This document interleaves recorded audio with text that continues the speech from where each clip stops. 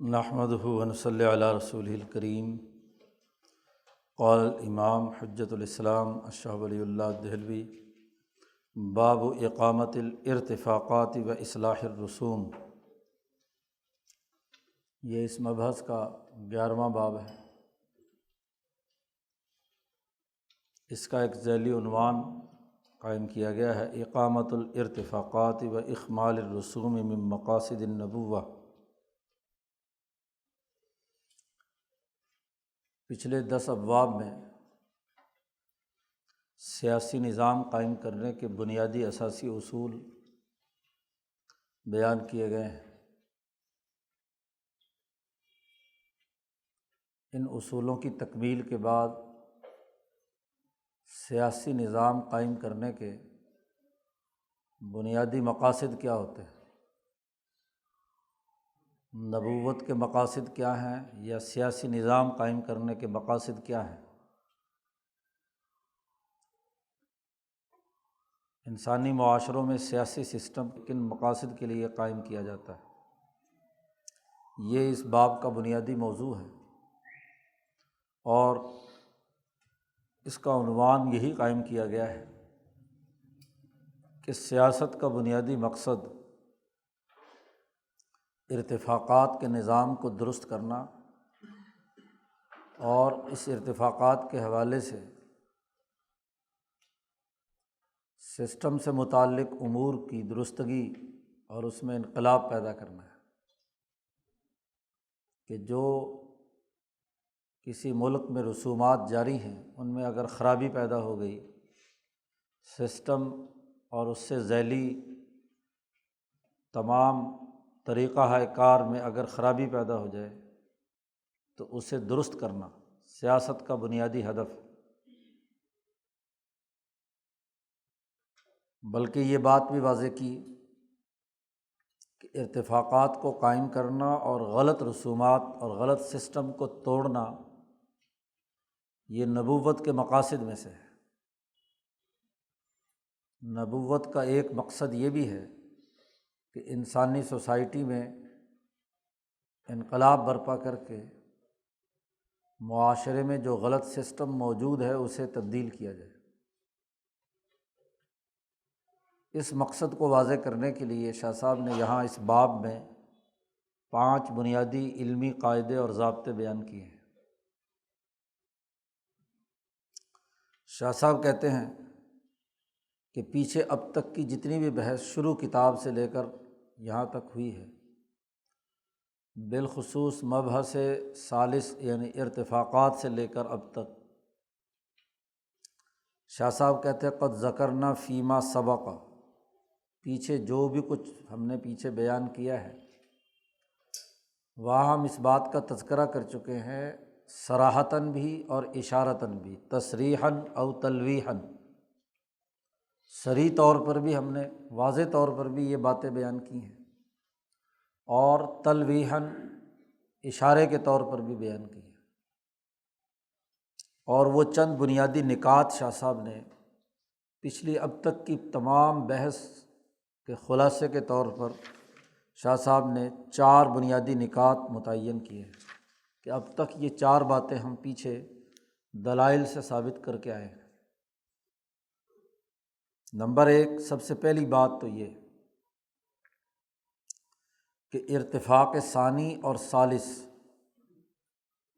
2 ایسے ارتفاقات ہیں کہ فطری طور پر انسانی معاشرہ اسی پر پیدا کیا گیا ہے۔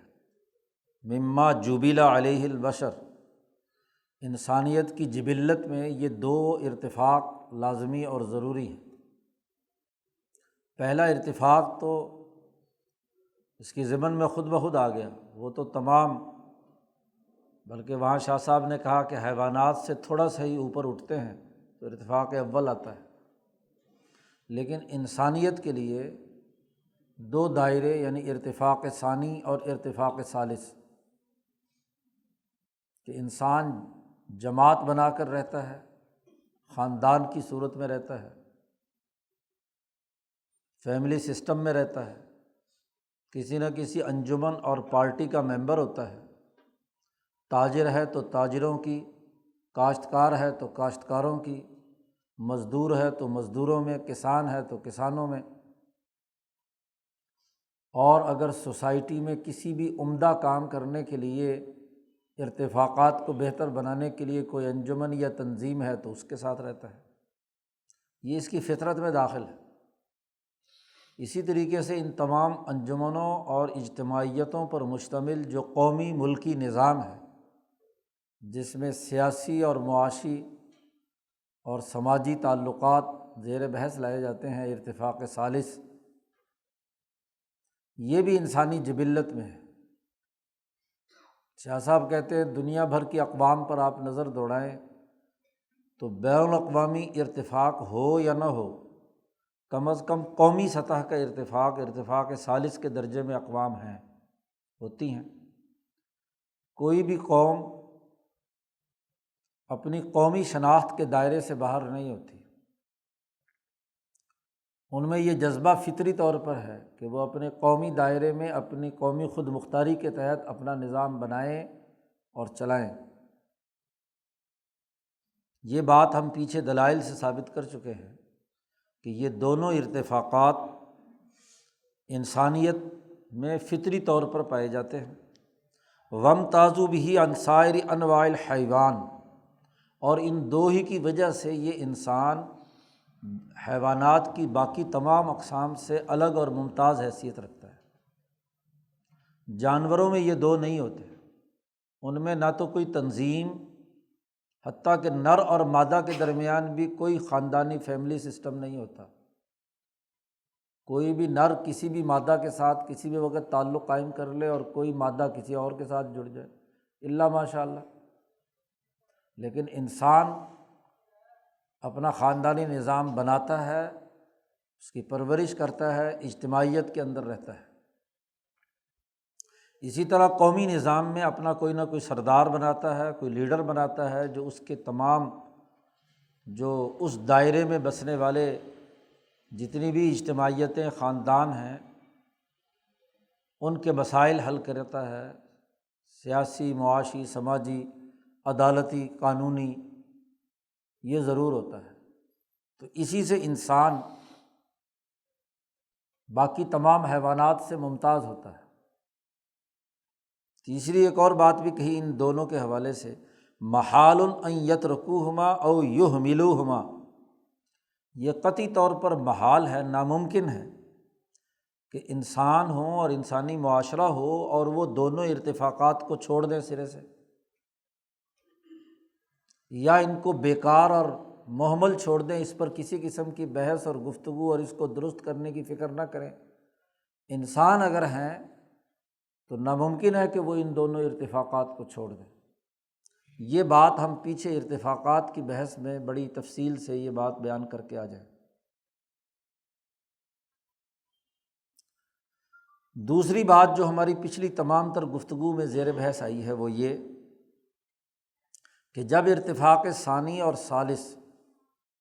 انسان کی فطرت ہے تو ان کو درست کرنے کے لیے ایک رہنما اور اہل قیادت کی ضرورت ہوتی ہے۔ وَأَنَّهُمْ يَحْتَاجُونَ فِي كَثِيرٍ مِّن ذَلِكَ، یہ جتنے بھی ارتفاقات سے تعلق رکھنے والے مسائل ہیں، انجمن سازی کے دائرے کے ہوں، فیملی سسٹم سے متعلق ہوں، اور ارتفاق ثانی کے دائرے سے متعلق ہوں یا ارتفاق ثالث کے دائرے سے متعلق ہوں، ایک ایسی قیادت کی ضرورت پیش آتی ہے۔ یحتاجون، وہ محتاج ہوتے ہیں، فی کثیر من ذالک، ان اکثر مسائل جو ارتفاقات سے متعلق ہیں، الی حکیم،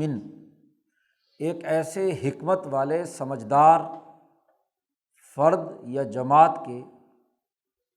کہ جس کے اندر حکمت اور تدبر ہو۔ اور حکیم کی تعریف کئی دفعہ پیچھے بیان کی جا چکی ہے، چونکہ جو گرد و پیش کے حقائق کا صحیح اور درست ادراک کرے اور پھر ان حقائق کے تناظر میں حکمت عملی بنائے، ہر چیز کو اپنے اپنے مقام پر رکھ کر سوسائٹی کی ترقی، یا اگر خاندان سے متعلق ہے یا کسی پیشے سے متعلق انجمن یا تنظیم ہے، اس کے مسائل حل کرنے کے لیے وہ کردار ادا کرے، اسے حکیم کہتے ہیں۔ سوسائٹی کے لیے سمجھدار اور حکمت والا فرد ہو، اور اس کے لیے بھی چند صفات بیان کی ہیں حکیم صاحب کی۔ ایک تو یہ کہ عالم بالحاجاتی، انسانی سوسائٹی کی جتنی احتیاجات اور ضرورتیں ہیں اس کا وہ مکمل عالم ہونا چاہیے، اسے پتہ ہو کہ جس درجے کی جو تنظیم ہے، جس درجے کا وہ ارتفاق قائم کرنا ہے، اس کی اصل ضروریات اور تقاضے کیا ہیں۔ ارتفاق ثالث ہے تو قومی سطح کے مسائل کیا ہیں، اس سوسائٹی کو ضرورت کن کن باتوں کی ہے، کیا امراض لاحق ہیں، کیا مسائل ہیں، تو اس کی احتیاجات، اس کی ضروریات اور اس کے تقاضوں کا سمجھنے والا وہ عالم ہو۔ اس حکیم صاحب کے لیے، اہل قیادت کے لیے پہلا وصف یہ ضروری ہے۔ اس لیے حکیم موصوف ہے اور آگے صفت آ رہی ہے یہ، الی حکیم عالم بالحاجہ، جو حاجات کو جاننے والا ہو، اور صرف حاجات ہی کو نہیں بلکہ کیا وطریق الارتفاق منہا، کہ اس حاجت کو پورا کرنے کے لیے کون سا سہولتوں کا ایسا نظام ضروری ہے، طریقہ کار ضروری ہے جس سے وہ مسئلہ حل ہو جائے۔ صرف مسائل کا ادراک ہی کافی نہیں، مسائل کے ادراک کے ساتھ ساتھ اس کے لیے سہولتوں پر مبنی صحیح طریقہ کار اور سسٹم وہ بھی جانتا ہو کہ اس مسئلے کا حل کیا ہے۔ معلومات اکٹھا کر لینا تو کافی نہیں ہے، حکیم کے لیے یہ بھی ضروری ہے۔ اور ایک تیسری اہم بات بھی بڑی ضروری ہے، اس حکیم صاحب کی ایک اور تیسری صفت بیان کی ہے، منقاد للمصلحۃ الکلیہ، سوسائٹی کے اجتماعی مفاد اور سوسائٹی کی اجتماعی مصلحت کا تابع ہو، یعنی اس کے دماغ پر تمام فیصلے کرتے ہوئے، معلومات لیتے ہوئے، مسائل حل کرتے ہوئے مفاد عامہ اس پر غالب ہو، اس کی ذاتی خواہشات یا انفرادی اور گروہی جتنے بھی تاثرات ہیں وہ اس کے تابع نہ ہو، منقاد فرما بردار اطاعت گزار، کہ سوسائٹی کا جو اجتماعی فائدہ ہے، قوم کا، ملک کا،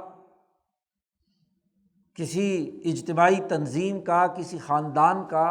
اجتماعی مجموعی مفاد کیا ہے، اس مجموعی مفاد اس کے نزدیک مقدم ہو، وہ اس کے تابع ہو، فرما بردار ہو، اس کا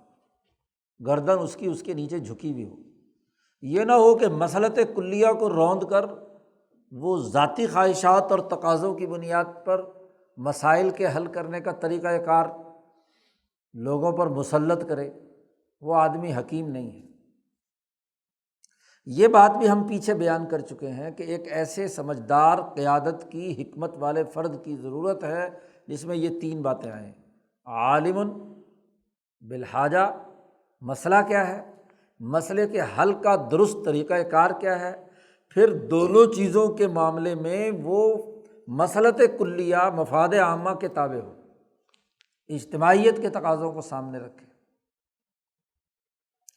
پھر یہ حکیم صاحب یا اہل آدمی،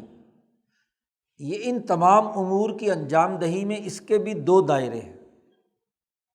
یا تو وہ اما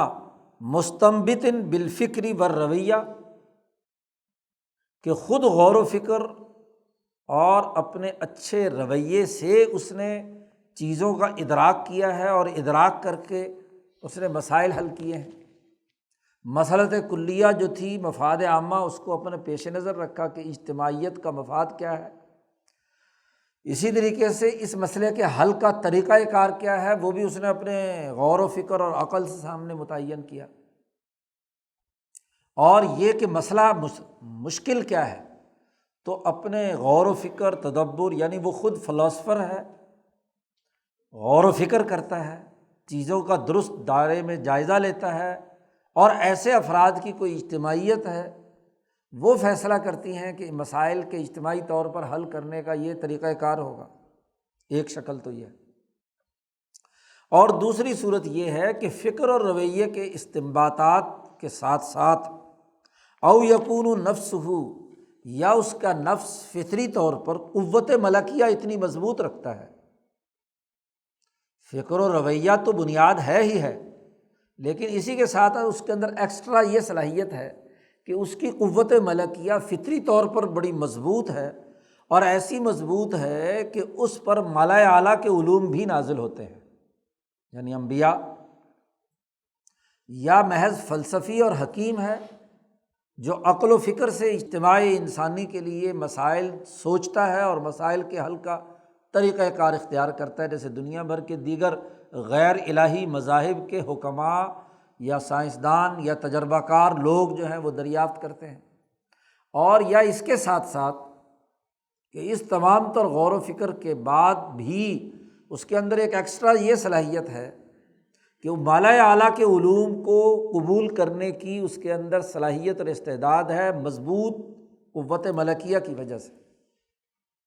دو ہی دنیا میں طریقہ کار ہیں آدم سے لے کر اب تک، یا حکماء کے طریقے پر انسانی سوسائٹی کے نظام بہتر سے بہتر ہوتے ہیں، اور یا انبیاء کے طریقے پر ہوتے ہیں۔ تو انبیاء علیہم السلام میں پہلا وصف تو ہوتا ہی ہوتا ہے کہ وہ اپنی قوت بہیمیہ سے وہ غور و فکر اور تدبر کرتے ہیں، لیکن اسی کے ساتھ ساتھ انہیں ایک اور بھی حیثیت حاصل ہوتی ہے کہ وہ ملائے اعلیٰ سے بھی رہنمائی لیتے ہیں کہ کیا جو کچھ ہم نے عقل سے سوچا کہ یہ واقعتاً درست بھی ہے یا اس میں کوئی کجی ہے، اور اگر کوئی کمی اور کوتاہی ہے تو ملائے اعلیٰ سے رہنمائی انہیں مل جاتی ہے۔ اور شاہ صاحب کہتے ہیں ان دو طریقوں میں سب سے جامع طریقہ ھذا اتم الامرین، یہ دونوں میں یہ جو آخری ہے اس میں یہ زیادہ کامل ہے، کیونکہ اس میں عقل بھی پورے طور پر استعمال ہو رہی ہے اور ملائے اعلیٰ کے علوم بھی اس کے اندر پورے طور پر استعمال ہو رہی ہے۔ وَأَوْسَقُ الْوَجْهَيْنِ، اور دونوں پہلوؤں میں زیادہ پرفیکٹ، زیادہ مضبوط، زیادہ بہتر نظام وہ ہے جو انبیاء کی تعلیمات کے اساس پر وجود پذیر ہوتا ہے۔ تو یہ قاعدہ کلیہ بھی، یہ اصول بھی ہم پیچھے دلائل سے ثابت کر رہے ہیں، اور اس کے لیے جو مطلوبہ تقاضے تھے وہ بھی پچھلے ابواب میں خاص طور پر ارتفاقات کی بحث میں بھی، بر و اسم کی بحث میں بھی، اور پھر ابھی سیاست ملیہ کے جو پہلے اصول بیان کیے تھے مفاہمین کی تناظر میں، تو اس میں بھی ہم یہ اصول اور قاعدہ پیچھے ہم بیان کر کے آئے ہیں۔ پہلی ضرورت یہ کہ ارتفاق ثانی اور ارتفاق ثالث انسانی فطرت کا حصہ ہے، انسانیت کبھی بھی اسے نہیں چھوڑ سکتی۔ دوسری بات یہ ہے کہ ان ارتفاقات کے مسائل، خاص طور پر ان دونوں ارتفاقات کے مسائل کے حل کرنے کے لیے ایک ایسی سمجھدار قیادت حکمت والی کی ضرورت ہے جو تمام ضروریات کا ادراک کرے، اس کا درست طور پر سر انجام دینے کا طریقہ کار بتلائے، اور پھر اسی کے ساتھ ساتھ مسلط کلیہ کے تابع ہو کر اجتماعی انسانی کے فائدے کے لیے بہتر نظام قائم کرنے کی فکر کریں۔ یہ بات بھی ہم پیچھے بیان کر چکے۔ تیسرا اصول کہ ان الرسوم من الارتفاقات ہی بمنزلۃ القلب من الجسد، وہاں پیچھے کہا تھا من جسد الانسان، کہ ارتفاقات کے جتنے طریقہ ہے کار ہیں، نکاح کا طریقہ ہے، اجتماعیت کا ہے، کاشتکاری کا ہے، زراعت کا ہے، صنعت کا ہے، یا قومی سطح پر سیاسی نظام سے متعلق جو پروسیجر دیے جاتے ہیں کام کرنے کے، عدالتوں کے پروسیجر ہیں، معاشی نظام سے متعلق جو فیصلہ سازی کا عمل ہے وہ ہے، سیکورٹی سے متعلق امور ہیں، ان کے جتنے سسٹم دیے جاتے ہیں، ان کی حیثیت انسانی معاشرے میں ایسے ہی ہے جیسے انسانی جسم میں دل کی، دل نہ ہو تو جیسے جسم انسانی بیکار ہو جاتا ہے، ایسے ہی انسانی معاشرے میں ارتفاقات پر مبنی بہتر سسٹم نہ ہو تو وہ معاشرہ بھی مردہ ہوتا ہے۔ اس میں بھی سیاسی، معاشی، سماجی نظام اور اس کے طریقہ کار دل کی حیثیت رکھتے ہیں، کیونکہ حکومتی نظم و نسق ہی سوسائٹی کو اجتماعی طور پر چلاتا ہے۔ وہ اگر خراب ہو گیا، حکومتی نظام ہی خراب ہو گیا تو پورا جسم مردہ ہو جائے گا۔ یہ بات بھی ہم ارتفاقات کا جو آخری مبحث تھا وہاں شاہ صاحب نے یہ جملہ ارشاد فرمایا تھا تو تیسرا اصول ہم یہ بیان کر کے آئے ہیں پیچھے۔ اور چوتھی بات بھی اس سے پہلے والے مبحث میں بیان کی تھی، وہ یہ کہ کبھی کبھی ایسا ہوتا ہے کہ جو انسانی معاشرے کے سسٹم ہیں جب قائم ہوتے ہیں تو درست اور عدل پر ہوتے ہیں، لیکن ہوتا یہ کہ وقت گزرنے کے ساتھ ساتھ ان رسومات میں، اس طریقہ کار میں مفاسد پیدا ہو جاتے ہیں، اور مفاسد پیدا کرنے والے طبقوں کی بھی وہاں نشاندہی کی تھی کہ من جہتی ترأس قوم لیس عندہم مسقط العقل الکلی، اس پہلو سے کہ کسی قوم کی سربراہی، ترأس، کسی قوم کا سربراہ بننا، تو قوم کے سربراہ یا حکمران ایسے لوگ بن جاتے ہیں کہ جن کے اندر عقل کلی کے کوئی اجزاء بھی نہیں ہوتے۔ ایک عقل کلی ہوتی ہے جو مصلحت کلیہ کا ادراک کرتی ہے، مفاد عامہ کی سوچ رکھتی ہے، اور ایک عقل وہ ہوتی ہے جو الجزی کہلاتی ہے کہ ان کی عقل اپنی ناک سے آگے نہیں جاتی، ذاتی مفاد، گروہی مفاد، پستی کی چیزیں، جزی چیزوں کے اندر ان کی عقل الجھی رہتی ہے، وہ چھوٹے چھوٹے اپنے ذاتی مفادات کے لیے اجتماعی مفادات کو قربان کر دیتے ہیں۔ تو ایسے لوگ حکمران بن جاتے ہیں۔ مسکہ کہتے ہیں عقل کا جو کچھ تھوڑا بہت بھی باقی حصہ ہے، العقل الکلی کا معمولی سا بھی بقایا حصہ جن کے اندر نہیں ہوتا، وہ فارغ ہوتے ہیں عقل کلی سے یا مصلحت کلیہ سے۔ اسی لیے یہ مسکہ کا لفظ وہیں استعمال کیا جاتا ہے کہ جو آدمی عقل سے سرے سے پیدل ہے، عقل کا اس کے اندر کوئی بقیہ نہیں ہے۔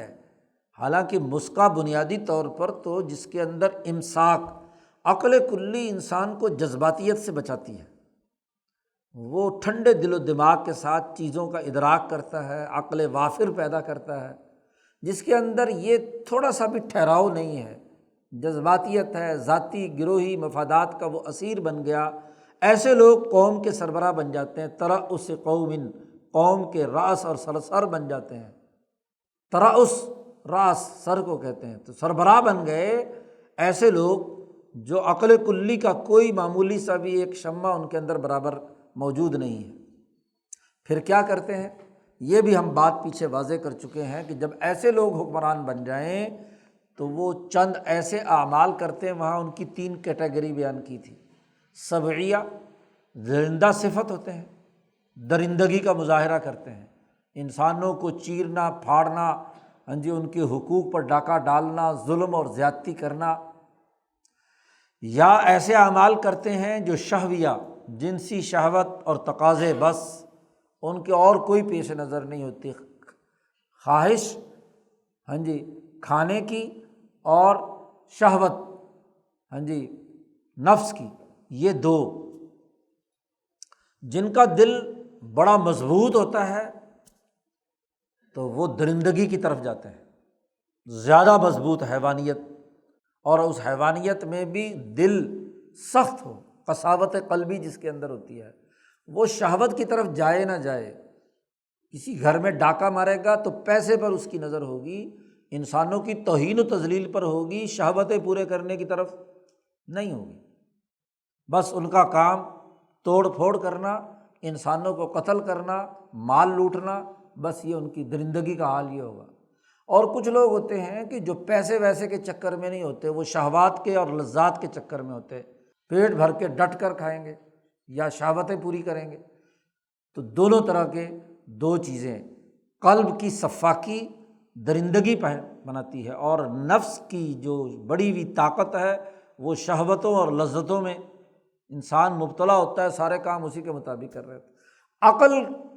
کوسوں دور ہوتی ہے۔ انسان کی روح کے 3 ہی اجزاء تھے، نفس، قلب اور عقل۔ تو عقل سے فارغ ہو گئے تو اب یا قلب ہے یا نفس ہے۔ عقل اتنی کمزور ہے کہ یا نفس کے تابع ہوتی ہے تو ویسے ہی دلائل دینا شروع کر دیتی ہے، اور یا قلب کے تابع ہوتی ہے۔ قلب اگر درندہ بن گیا تو عقل بھی اس کے تابع لگ کر اسی کے لیے کام کر رہی ہے۔ لیکن جہاں عقل مضبوط ہو تو عقل قلب کو بھی کنٹرول کرتی ہے، اس کو بھی صحیح مشورے دیتی ہے، اور صحیح راستے پر رکھتی ہے، اور نفس کو بھی اپنی حدود کے اندر رکھتی ہے۔ اسی لیے شاہ صاحب نے پیچھے یہ بات بھی کہی تھی کہ نفس تابع ہو قلب کے اور قلب تابع ہو عقل کے۔ جی، تو عقل اور شعور کے تابع ہوگا تو پھر کیا ہے، ترقی کرے گا۔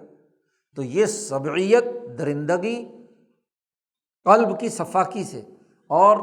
نفس کی شہوت اعمال پورا کرتے ہیں۔ اور یہ ایک تیسری قسم ہے شیطانی،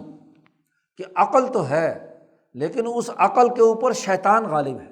انسان کے اعمال تین ہی طرح اس کے جسم سے صادر ہوتے ہیں، کیونکہ روح کے مرکز تین ہی ہیں، یا نفس سے ہوں گے، یا قلب سے ہوں گے، یا عقل سے ہوں گے۔ تو عقل کو دھوکہ دیا ہے شیطان نے۔ وسوسے کا تعلق بھی، خیالات کا تعلق بھی دراصل عقل سے ہے۔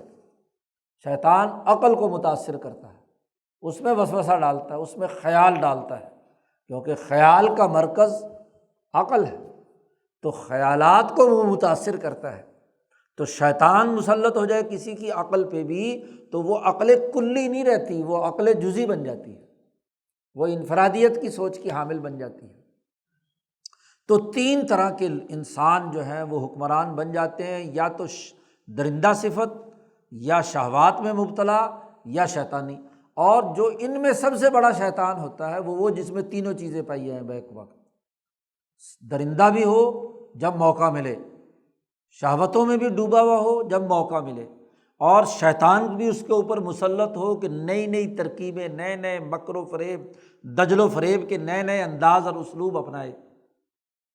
تو ان لوگوں پر یہ چیزیں غالب آ جاتی ہیں، اور نہ صرف غالب آتی ہیں، چونکہ وہ سربراہ قوم بن گئے، لیڈر بن گئے، تو فَيُرَوِّجُونَهَا، پھر وہ اس کو ترویج، اس کو رائج کرتے ہیں، بلکہ پورے پورے ملک بنا کر اپنی ساری شیطانی اور شہوتی اور درندگی جو ہے وہ ان ملکوں پر مسلط کر دیتے ہیں، بنیاد میں یہ بات داخل کر دیتے ہیں۔ اور پھر لوگوں کی اکثریت ان کے اس غلط طریقۂ کار اور سسٹم کی اتباع کرتی ہے، کیونکہ عام لوگ الناس علی دین ملوکہم، اپنے حکمرانوں کے طریقۂ کار پر ہوتے ہیں۔ جب وہ لوٹ مار کر رہے ہیں، وہ دیکھتے ہیں، وہ کرپشن کر رہے ہیں،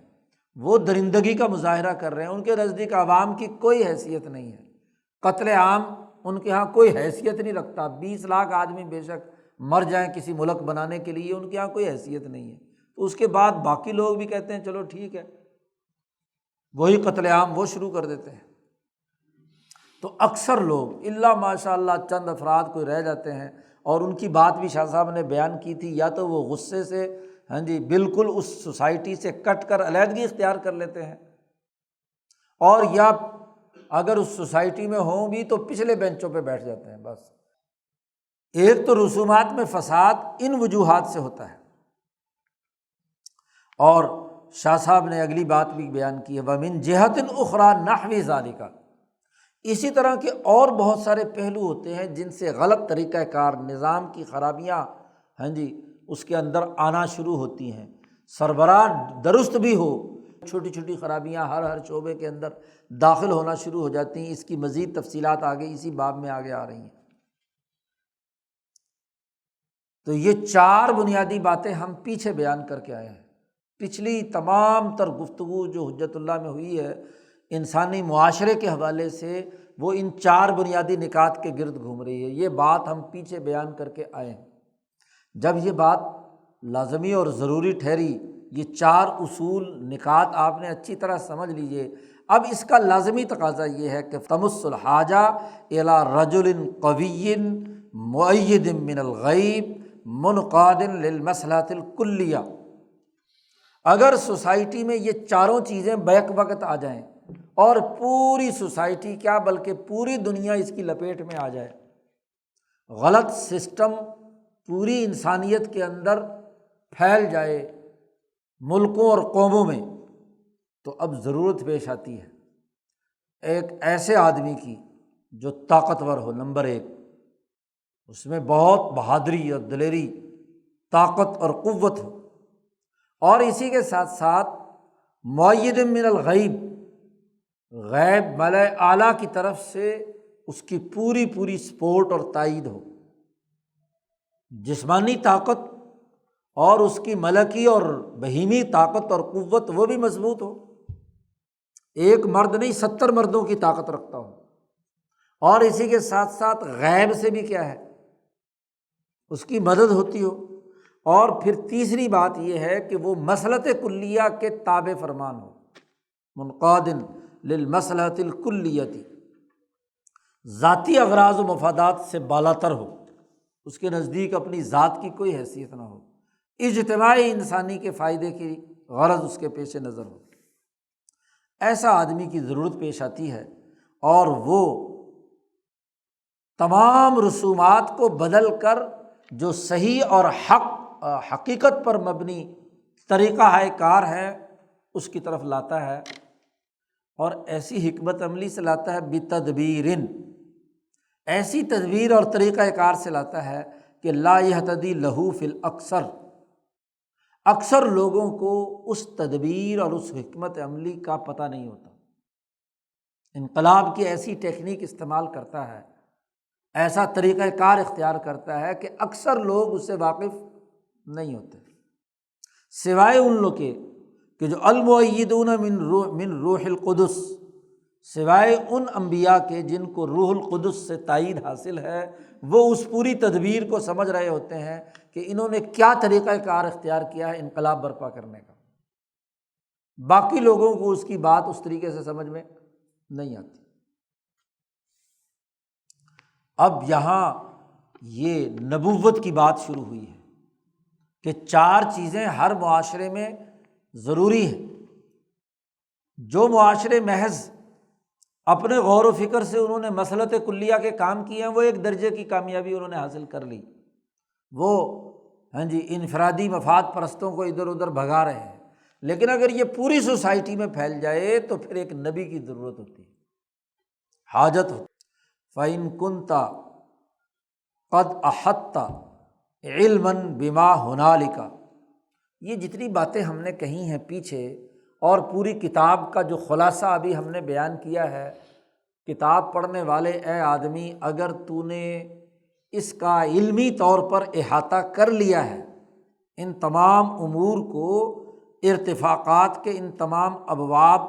سے متعلق جو خلاصہ ان بنیادی نکات کا ہے یہ تمہیں اچھی طرح سمجھ میں آ گیا ہے، تو اب آؤ ہمارے ساتھ آگے چلو۔ فَاعْلَم، پہلا علمی قاعدہ فَاعْلَم، جان لینا چاہیے۔ اب تک تو تمہید تھی، اب تک تو شاہ صاحب نے کہا کہ تمہارے علم میں یہ بات پختہ طور پر تمہارے ذہن نے اس کا احاطہ کر لیا ہے، تو اب اگلی بات پھر سمجھ میں آئے گی۔ پہلا بنیادی قاعدہ یہ ہے کہ انبیاء علیہم السلام کی بعثت کا اصل مقصد اگرچہ انسانوں کو عبادات کے طور طریقوں کی تعلیم دینا ہے، اولاً و بالذات، اصولی طور پر پہلے مرتبے میں انسانوں کو خدا پرستی کی دعوت دے کر اللہ کے ساتھ تعلق جوڑنے کا جو عبادات کا طریقہ کار ہے وہ بیان کرنے کے لیے انبیاء کی بعثت ہوتی ہے۔ کیوں؟ اس لیے کہ جن انسانوں سے نظام بنانا ہے، جب تک وہ اس احکم الحاکمین کے ساتھ اپنے قلب کا تعلق قائم نہیں کریں گے، وہ انقلابی پارٹی طاقتور اور مضبوط نہیں ہوگی، اور جب مضبوط نہیں ہوگی تو وہ ارتفاقات کا نظام درست کرنے کے لیے جس طاقت، قوت، عزم، بہادری اور دلیری کی ضرورت ہے کہ وہ جو درندہ صفت انسان شہوات میں اور درندگی میں اور شیطانی ماحول کے مطابق نظام بنائے ہوئے ہیں، ان کو توڑ کر نیا نظام بنانا ہے، تو اللہ سے تعلق کی مضبوطی کے بغیر، عبادات کے درست طریقے کو قائم کیے بغیر وہ کام نہیں ہو سکتا۔ اس لیے انبیاء سب سے پہلے آ کر وہ جرأت، ہمت اور عبادت کا وہ طریقہ بتلاتے ہیں جس سے وہ انتشار فکری سے نکلیں، سینکڑوں خداؤں سے انکار کر کے ایک اللہ وحدہ لا شریک کے ساتھ جڑیں، ایک نقطے پر مرتکز ہوں، اخبات اللہ ہو، طہارت ہو، یہ تمام چیزیں ہوں گی پہلے، تو وہ طاقتور لوگوں کا وہ اجتماع ہی اگلے مرحلے میں ارتفاقات کا کام کرے۔ لیکنہ قد تنضم مع ذلک، اسی کے ساتھ ساتھ چونکہ یہ عبادات کے نتیجے میں جو طاقت اور قوت پیدا ہوئی ہے، اسی کے ساتھ ساتھ انبیاء کی بعثت میں یہ بات بھی شامل ہوتی ہے کہ ارادہ تو اخمال الرسوم الفاسدہ، جتنے غلط اور فاسد سسٹم ہیں ان تمام طریقوں کو ختم کرنا۔ جی، اخمال کہتے ہیں بھڑکتی ہوئی آگ کو بجھانا۔ تو جو شیطانی یا درندگی یا شہوتوں کی آگ سوسائٹی پر غلط کار حکمرانوں کے ذریعے سے مسلط ہوئی ہے، اس پوری آگ کو بجھا دینا، مٹا دینا۔ والحث علی وجوہ من الارتفاقات، اور ارتفاقات کے جو صحیح طریقہ کار ہے اس پر ابھارنا، اس کا نظام بنانا، اس کا طریقہ کار وضع کرنا۔ اور اس کی دلیل نبی اکرم صلی اللہ علیہ وسلم کی یہ حدیث ہے کہ انبیاء علیہم السلام دنیا میں کس مقصد کے لیے آتے ہیں۔ یہاں شاہ صاحب نے حدیث کا ایک ٹکڑا لائے ہیں۔ یہ پوری حدیث جو ہے وہ یہ ہے کہ میرے رب عز و جل نے مجھے حکم دیا ہے، امرنی ربی عز و جل، میرے رب نے مجھے حکم دیا ہے بمحق المعازف والمزامیر والاوثان والصلب وامر الجاہلیہ۔ جی، جاہلیت کے سارے طور طریقے مٹانا، گانا بجانا، مزامیر، لا یعنی اور فضول کاموں سے انسانی سوسائٹی کو پاک کرنا، بت پرستی اور صلیب اور ایسی چیزیں جو اللہ کے ذات کے مقابلے میں لوگوں کو شرک کی طرف لے جانے والی ہیں، ان تمام کو ختم کرنا۔ تو تمام امور کے ساتھ ایک بڑی اہم بات کہی ہے کہ امر الجاہلیہ، جہالت پر مبنی تمام انسانی سوسائٹی کے امور انہیں ختم کرنا، اور علم و شعور کی بنیاد پر باقاعدہ ایک نظام بنانا۔ اس کے لیے میرے رب نے مجھے حکم دیا ہے، نبی اکرم صلی اللہ علیہ وسلم فرماتے ہیں۔ تو الفاظ وہاں یہ حدیث کے یہ تھے، تو شاہ صاحب نے اس کا خلاصہ یہاں بیان کر دیا، بعثت لمحق المعازف، معازف کو مٹانے کے لیے۔ معزف کہتے ہیں، ہاں جی، وہ جو تنبورہ ہوتا ہے، وہ جو آلات طرب، ہاں جی، بلا وجہ فضول کام جس میں جوش پیدا کرتا ہے، تو وہ آلائے طرب یا گانے بجانے کا آلہ معزف، معازف اس کی جمع ہے۔ مزامیر، وہ خاص طور پر کوئی سینگ وغیرہ لے کر یا اس کی وجہ سے خاص قسم کی طبلے کی تھاپ پر جو آواز نکالتے ہیں اس کو مزمار کہتے ہیں، یا ڈھولکی کا خاص انداز میں کیا ہے جو ڈھولکی بجاتے ہیں۔ تو یہ ایسے فضول کام ہے جو شہوت کو بھڑکاتے ہیں۔ ان کا بنیادی کام دراصل شہوتوں کو بھڑکانا ہے، اور جن کے دل سخت ہوتے ہیں ان میں درندگی کو بھڑکاتے ہیں۔ انسان میں جس طرح کی استطاعت یا صلاحیت ہوتی ہے، موسیقی کا بنیادی کام یہ ہے کہ وہ اس میں آ کر تحریک پیدا کرتی ہے۔ جی، دماغ میں شہوانی خیالات ہیں تو موسیقی اس کو جوش پر، جنسی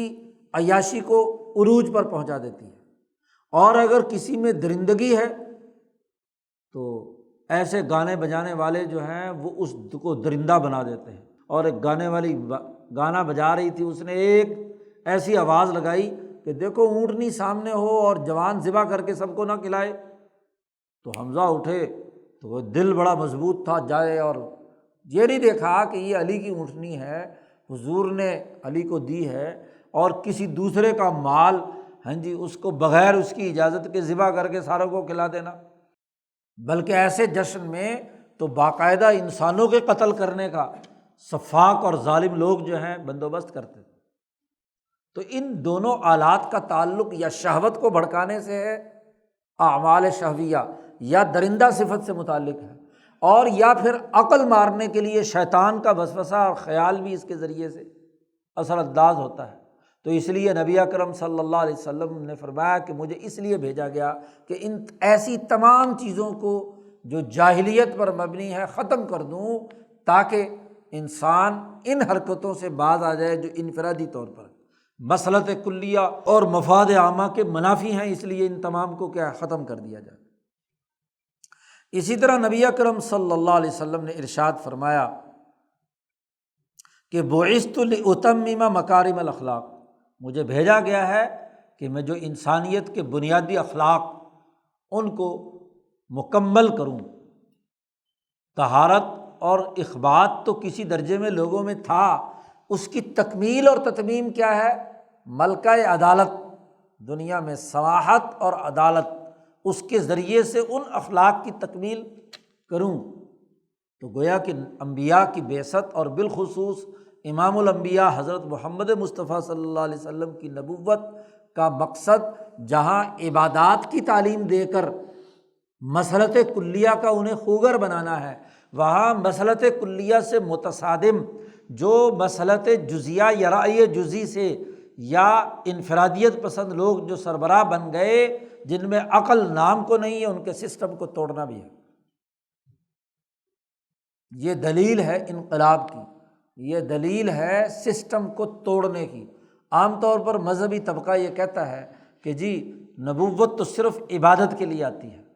باقی حکومت اور سیاست اور ارتفاقات یہ اس کے دائرے میں نہیں ہیں۔ شاہ صاحب نے یہ علمی قاعدہ اور اس کے اور بہت سارے دلائل ہیں جو آگے جا کر مزید بیان کریں گے،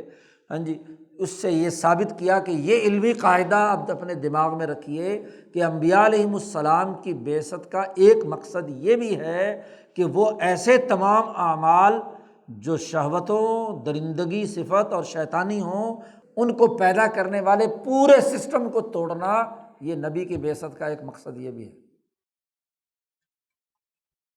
اب جب ایک علمی قاعدہ یہاں متعین ہو گیا تو دوسرا ایک اور علمی قاعدہ اسی کی بنیاد پر بیان کر رہے ہیں۔ وَاعْلَمْ، علمی طور پر یہ بھی جان لینا چاہیے کہ اللہ تعالیٰ کبھی راضی نہیں ہوگا کہ انسانی معاشرے میں ارتفاق ثانی اور ارتفاق ثالث ٹوٹ جائے، قومی نظام بکھر جائے یا خاندانی نظام اور تنظیمی اور جماعتی نظام بکھر جائے، یہ اللہ تعالیٰ کبھی راضی نہیں۔ کیوں؟ انسان کی بقا، انسان کی بنیادی فطرت انہی دو دائروں سے متعلق ہے۔ اگر یہ خراب ہو جائیں، اس میں لوگ مصیبت میں مبتلا ہوں، تو وہ انسان نہیں، اور انسانیت کو اللہ تعالیٰ ایسی ایذا اور تکلیف برداشت نہیں کرتا۔ اور وَلَمْ يَأْمُرْ بِذَلِكَ أَحَدٌ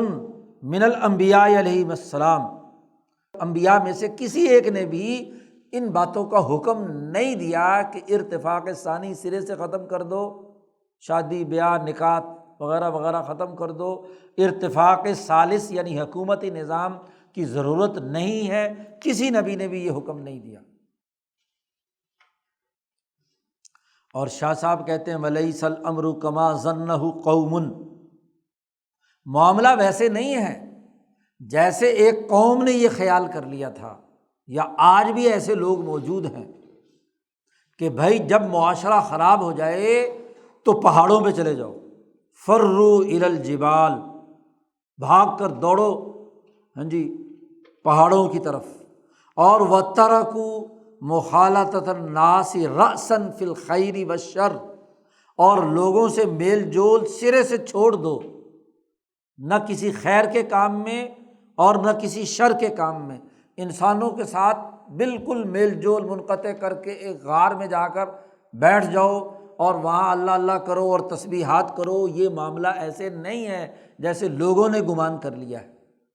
اور محض وحشی جانوروں کی طرح جیسے جنگل میں جنگلی جانور رہتے ہیں مجرد، یہ بھی جا کر وہاں رہنے لگ جائیں، ایسا نہیں ہے۔ وَلِذَلِكَ رَدَّ النَّبِيُّ صلی اللہ علیہ وسلم عَلَى مَنْ أَرَادَ التَّبَتُّلَ، اسی لیے نبی اکرم صلی اللہ علیہ وسلم نے ان لوگوں پر بڑی کڑی تنقید کی ہے کہ جو اس طرح کا تبتل اختیار کرنا چاہتے ہیں کہ وہ ارتفاق ثانی کے دائرے سے بھی باہر نکل جائیں اور ارتفاق ثالث کی ذمہ داریوں سے بھی علیحدہ ہو جائیں۔ ایک حدیث آگے نقل کی، وقال، حضور صلی اللہ علیہ وسلم نے فرمایا، اور یہ فرمایا اس وقت، مولانا سندھی اس کی عربی شرح میں لکھتے ہیں کہ یہ اس وقت فرمایا نبی اکرم صلی اللہ علیہ وسلم نے کہ ایک دن حضور نے وعظ فرمایا، اور وعظ فرمایا دنیا کی زہد سے متعلق کہ دنیا ہاں جی ایسی ہے ویسی ہے، اس سے دور رہنا چاہیے، دور بھاگنا چاہیے، زہد اور تقویٰ کے متعلق جو ہے، اور آخرت کو پیش نظر رکھنا چاہیے۔ اس پر بڑا زوردار واعظ فرمایا۔ جب آپ نے واعظ فرمایا تو اس کے بعد واعظ کے فوراً بعد ہی کچھ لوگ جمع ہوئے، جن میں حضرت علی رضی اللہ تعالیٰ عنہ بھی تھے،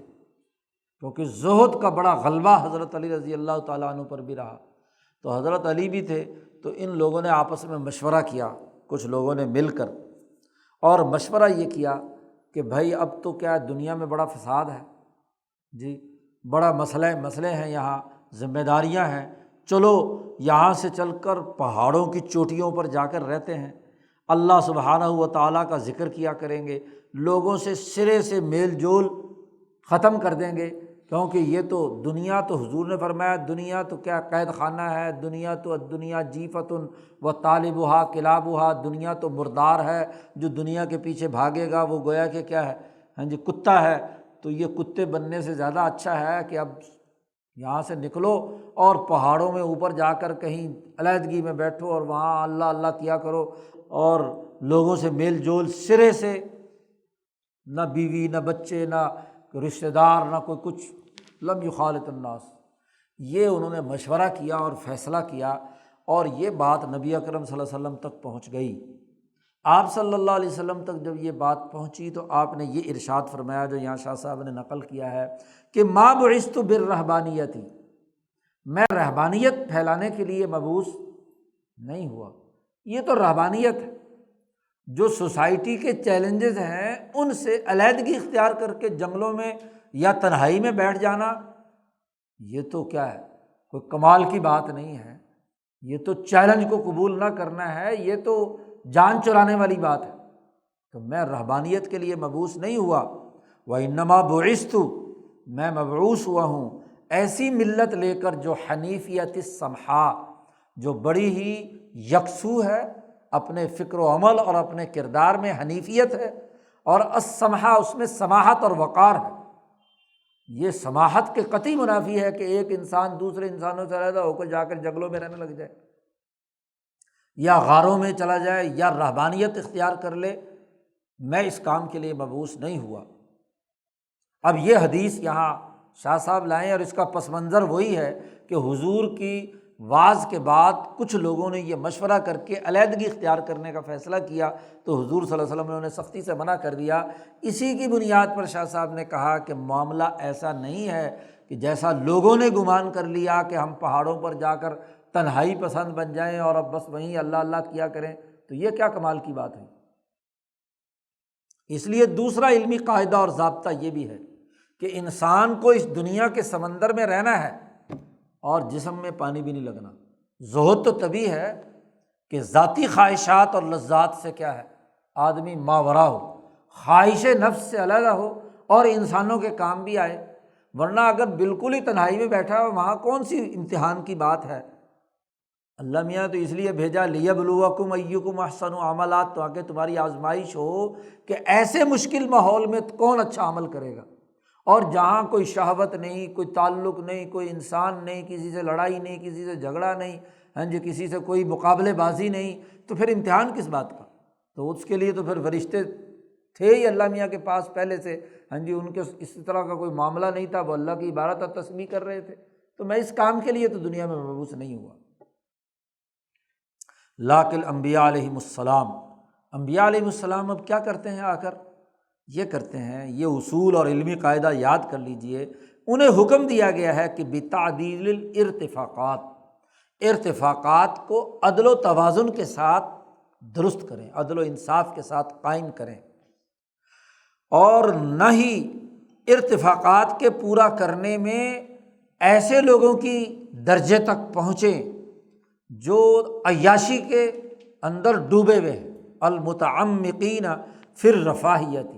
جیسے عجم کے حکمران قیصر و کسریٰ جیسے عیاشیوں میں ڈوبے ہوئے ہیں، سرمایہ پرستی میں ڈوبے ہوئے ہیں۔ ارتفاقات کے پورا کرنے کا تعیش پسندانہ یا سرمایہ پرستی پر مبنی نظام وہ بھی نہیں ہونا چاہیے، اور ولا ينزل بها الی حال سکان شواہق الجبال اللاحقین بالوحی، اور نہ ہی یہ ارتفاقات اتنے کم درجے پر آ جائیں، ارتفاق اول تک پہنچ جائیں کہ جہاں ہاں جی جانوروں کی طرح لوگ رہتے ہیں، تو نہ جانور بنے اور نہ ہی درندہ بنے، بلکہ عدل و انصاف کے ساتھ رفاہیت متوسطہ درمیانے درجے کے میں ارتفاقات کو جو تمام ضرورتوں کو پورا کرنے والی ہو اور تمام انسانوں کی ضرورتوں کو مصلحت کلیہ کے تحت پورا کرنے والی ہوں، ان ارتفاقات کے قائم کرنے کے لیے انبیاء علیہ السلام کو حکم دیا گیا ہے۔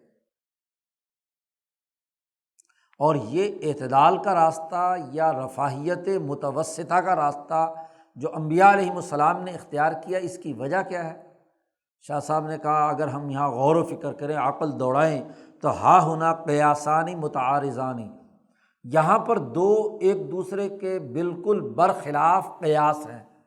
عقل کے اندر دو متضاد باتیں سامنے آتی ہیں۔ کیا؟ نمبر ایک تو یہ کہ ان الترفہ حسن، اچھی غذا، اچھا لباس، عمدہ ہاں جی نیند کا پورا کرنا، اچھا محلات کا ہونا، یہ ترفع جو ہے ایک اعتبار سے اچھی چیز ہے۔ کیوں؟ کہ جس کی غذا اچھی ہوگی، جس کی نشو و نما اور پرورش اچھی ہوگی، تو یصح بہ المزاج، اس سے انسان کا مزاج صحیح ہوتا ہے، توانا ہوتا ہے، عقل صحیح کام کرتی ہے، اور ویستقیم بہ الاخلاق، اور اس کے ذریعے سے اخلاق بھی درست ہوتے ہیں۔ وہ آدمی جس کا پیٹ بھرا ہوا ہو، وہ حریص اور لالچی نہیں ہوتا، ہاں جی اس کے پیچھے نہیں بھاگتا۔ تو اخلاق کی صحت تبھی ہے کہ جب آپ کے پاس صحت مند اور عمدہ غذا ہو، عمدہ لباس اور بہترین ہو، کسی کے سامنے ہاتھ نہ پھیلائے۔ اور وَيَظْهَرُ بِهِ الْمَعَانِي الَّتِي امْتَازَ بِهِ الْآدَمِ مِنْ سَائِرِ بَنِي جِنْسِهِ، اور مال و دولت اور ارتفاقات کا اچھا ماحول ہو تو اسی کے ذریعے سے انسان میں، آدمی میں آدمیت آتی ہے، باوقار لباس پہنتا ہے، معزز طریقے سے کھانا کھاتا پیتا ہے، لوگوں کے ساتھ اعتدال کے ساتھ انسانی بنیادوں پر رویے کرتا ہے، ہاں جی جیسا کہ کیا ہے، ہاں جی باقی تمام جانوروں سے بالکل قطعی طور پر وہ الگ ہوتا ہے، وقار اور اس کی بنیاد پر ارتفاقات پورے ہوں۔ اور شاہ صاحب نے یہاں وہ تاریخی جملہ کہا ہے، البدور البازغہ میں وہ زیادہ تفصیل کے ساتھ ہے، اور وہ فرمایا وہاں کہا ہے کل غباوۃ وسوء خلق انما ینشأ من سوء التدبیر فی العقل، ہر طرح کی بے وقوفیاں اور حماقتیں اور بد اخلاقیاں غربت سے پیدا ہوتی ہیں، غلط طریقہ کار سے کھانے پینے، جس کی غذا کم ہے، جس کے پاس کھانے کو کچھ نہیں، وہ ہر وقت کھاؤ پیو، ایک دوسرے سے لڑائی جھگڑا دنگا فساد، گھر کی ضروریات پوری نہیں ہوئی، ٹینشن ہے، ہر وقت وہ دوسروں سے لڑتا ہے، بد اخلاقی کا مظاہرہ کرتا ہے، لالچ پیدا ہوتی ہے، خود غرضی ہوتی ہے، دوسروں کے سامنے ذلیل اور رسوا ہوتا ہے، تو غربت انسان کی انسانیت کا مذاق اڑاتی ہے۔ یہاں شاہ صاحب نے کہا والغباوۃ، جتنے کند ذہن لوگ ہوتے ہیں، اور والعجز، جتنوں کے اندر کام سے سستی، کاہلی، پستی، کام کرنے کو طبیعت نہیں چاہتی، اس کی بڑا وجہ کیا ہوتی ہے؟ تنشأ من سوء التدبیر فی العقل، کھانے پینے پہننے کی جو اس کا طریقہ کار ہوتا ہے وہ خراب غلط ہوتا ہے، کبھی روٹی ملی کبھی نہیں ملی تو سوکھے ٹکڑے فلاں فلاں فلاں، تو یہ غربت اور افلاس انسان کے اندر حماقتیں پیدا کرتی ہے اور بے وقوفیوں کا ارتکاب پیدا کرتی ہے۔ ایک قیاس تو یہ ہے کہ کھانا پینا اچھا ہو، غذا اچھی ہو، ارتفاقات درست طریقے سے ہوں تو انسان کے اخلاق اچھے ہوتے ہیں، لیکن دوسری طرف یہی زیادہ کھانا پینا حد سے یہ ترفع، اس کے اندر ایک قباحت بھی ہے، خرابی بھی ہے۔ ان الترفع قبیح، کیا کہ ان تمام چیزوں کو حاصل کرنے کے لیے لاحتیاجہ الی منازعات و مشارکات و کد و تعب، ایک تو یہ کہ آپ کو معاشی سرگرمیاں، اچھا ارتفاق بنانے کے لیے محنت مشقت کرنی پڑے گی، کوئی کاشتکاری ہے، کوئی زراعت ہے، کوئی صنعت ہے، کوئی مزدوری ہے، کہیں ملازمت ہے، کوئی نہ کوئی پیشہ اختیار کرنا پڑے گا، اور پیشوں میں دوسرے انسانوں کے ساتھ مقابلے بازی ہوگی، کہیں جھگڑے بھی ہوں گے، کہیں لڑائیاں بھی ہوں گی، معاملات بھی آپ خرید و فروخت لین دین کریں گے، وہاں بھی آپ کو کیا ہے، ہاں جی جھگڑے کا سامنا کرنا پڑ سکتا ہے، یا کن کاموں میں آپ شریک ہو کر اکٹھا کام کر رہے ہیں تو مشارکت کی لڑائیاں، تو ظاہر ہے بھاگ دوڑ کرنی پڑتی ہے نا، آدمی کو جاگ کر کام کرے گا تو یہ ساری چیزیں وسائل حاصل کر پائے گا، کیونکہ مفت خوری سے تو یہ سارے کام ہوتے نہیں ہیں، تو یہ تکلیف بھی ہے۔ اور پھر تھکاوٹ بڑی ہوتی ہے، کام کاج کرنا پڑتا ہے، اچھی زندگی بسر کرنے کے لیے، اچھا کھانے، اچھا پہننے، اچھا مکان کے لیے، سارے وسائل کے لیے محنت کرنی پڑتی ہے، تو اس حوالے سے انسان کو برا بھی لگتا ہے یہ۔ اور پھر سب سے ایک اہم ترین بات یہ ہے کہ جب آدمی اگر صبح سے شام تک، رات گئے تک انہی کاموں کے اندر پڑا رہے تو ذات باری تعالیٰ یا غیب کی طرف اس کا توجہ اتنی نہیں ہوتی۔ اعراض عن جانب الغیبی، غیب ذات باری تعالیٰ کی طرف توجہ نہیں ہوتی، اور آخرت سے متعلق جو امور ہیں ان کی کوئی فکر نہیں ہوتی، کیونکہ بس سارا دن اسی دھن میں ہے کہ کس طرح زیادہ سے زیادہ دولت کمائے اور زیادہ سے زیادہ اپنے ارتفاقات پورے کرے۔ تو اگر آپ نے اپنے اخراجات کا معیار تعیشات کا بنا لیا ہے، بہت ہی زیادہ عیاشی کا بنا لیا ہے، تو اس کے لیے یہ ساری مصیبتیں بھی برداشت کرنی پڑیں گی۔ تو اتنا وقت نہیں ملے گا کہ جس میں آپ اپنی آخرت کا فکر کر سکیں، یا کوئی اللہ سے تعلق قائم کر سکیں، یا اپنی سوسائٹی کے لیے کوئی اجتماعی طور پر مفید کوئی کام سر انجام دے سکیں۔ تو یہ دونوں ایک دوسرے سے متضاد باتیں ہیں، ایک طرف اس کا اگر فائدہ ہے تو ایک طرف اس کا، اب دونوں عقلی امور اور دونوں قیاسوں کا تقاضا یہ ہے کہ معاملہ درمیان میں ہونا چاہیے۔ بھائی اب جو آدمی جنگلوں میں رہتا ہے تو وہاں جنگلی پھل کھا کے بھی گزارا کر سکتا ہے، کوئی بکری ہو اس کا دودھ پی سکتا ہے، کسی سے نہ لڑائی، نہ جھگڑا، نہ لینا نہ دینا، نہ کوئی خرید و فروخت، نہ کوئی مشقت، لمبی تان کر سوئے اور بس اسی دودھ کے اندر مست رہے، یا کوئی اور ایسی کوئی غذا لے لیا کرے، جنگلی پھل کھا لیا کرے بس، اور نہ بچے، نہ بیوی، نہ کسی کی ضرورت، نہ کوئی مانگنے والا، تو بڑی آسانی کی زندگی ہے وہاں تو دونوں طرف دونوں قیاس یہ تقاضا کرتے ہیں کہ حکمت اور عقل کا تقاضا یہ ہے کہ اس میں اعتدال ہونا چاہیے۔ تو فذالک، تو اب ایسی صورتحال میں کان المرضی، اللہ کی مرضی یہ ہے، انبیاء علیہم السلام کے ہاں پسندیدہ بات یہ ہے، تین چیزیں ضروری ہیں، چار چیزیں، کہ التوسط، میانہ روی ہو، نہ اتنے اخراجات بنا لے ارتفاقات کے کہ تعیش کے درجے میں ہوں اور ان کے پورا کرنے کے لیے مصیبتوں میں مبتلا ہو، اور نہ ہی بالکل جنگلی بن کر رہے۔ وقار بھی اس کی ضرورت ہے، شناخت بھی اس کی ضرورت ہے، عزت بھی اسے چاہیے ہے، تو یہ دونوں کے درمیان اعتدال کا راستہ اپنائے، نمبر ایک۔ نمبر دو، تمام ارتفاقات اپنی اصل شکل میں باقی رہنے چاہیے۔ ارتفاق ثانی بھی،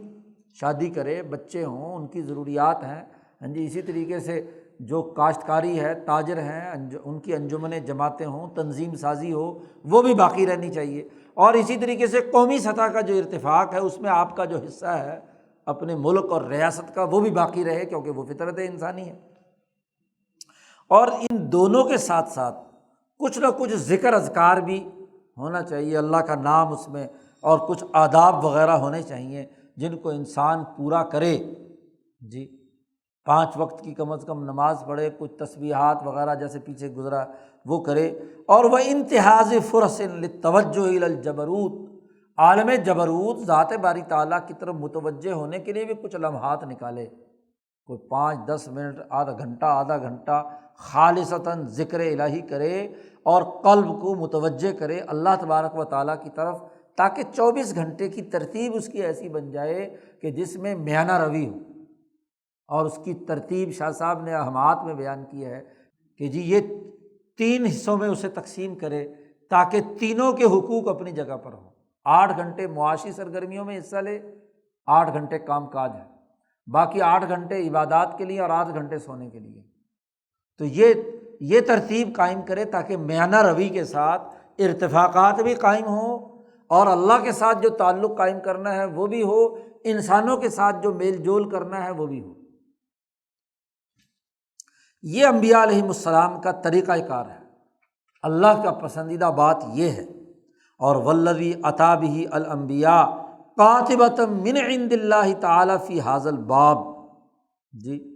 اور اس میں طریقہ کار اصلاح ارتفاقات کا کیا ہے؟ انبیاء علیہم السلام جب انقلاب کے لیے دنیا میں آتے ہیں تو انبیاء علیہم السلام کا طریقہ اور منہج کیا ہے؟ ارتفاقات اگر خراب ہو جائیں تو ان کی درستگی کے لیے شاہ صاحب کہتے ہیں والذی اتی بہ الانبیاء،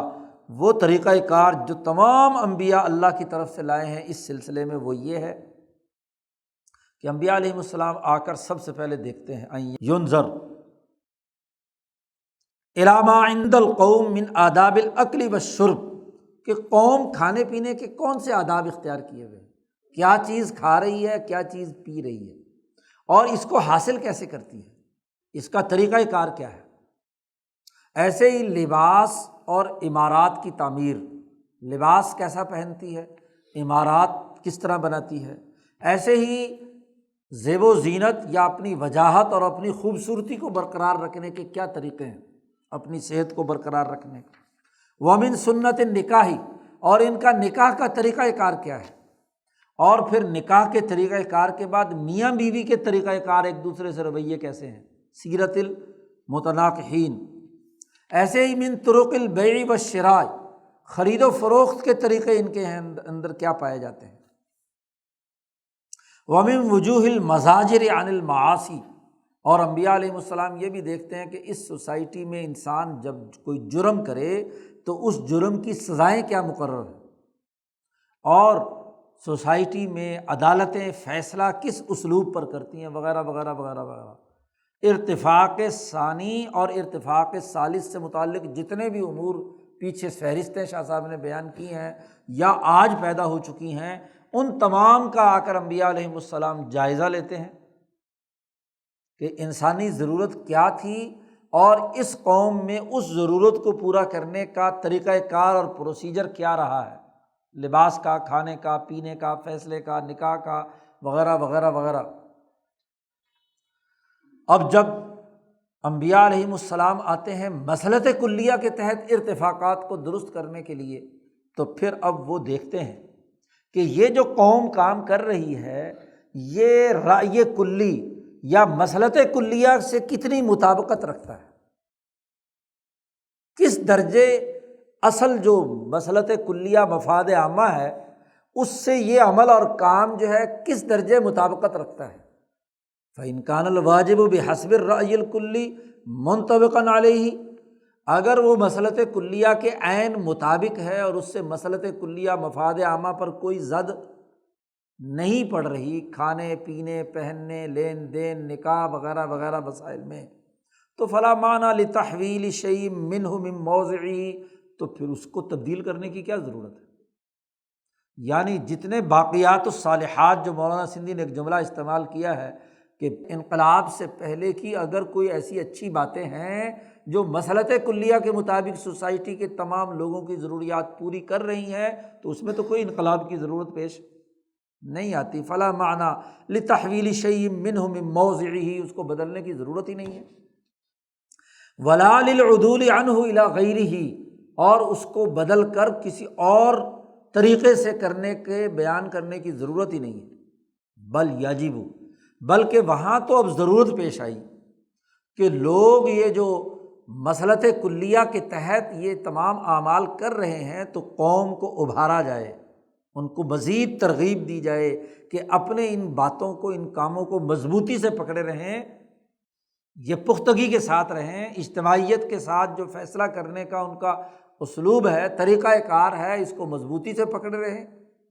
اور اس سلسلے میں اگر وہ اچھا کام کر رہے ہیں تو ان کی اس رائے کی تصدیق بھی کی جائے، اس کی مدد بھی کی جائے اور اس کو درست بھی قرار دیا جائے، ان کی حوصلہ افزائی کی جائے کہ بھائی تم اچھا کام کر رہے ہو، اس کو مضبوطی سے پکڑے رکھو۔ اب انقلاب لانا ہے تو اس کا یہ مطلب نہیں کہ پرانی ہر بات کو کیا ہے اکھیڑ کر پھینک دینا ہے، یہ تو کوئی عقل مندی کی بات نہیں، انبیاء کا یہ طریقہ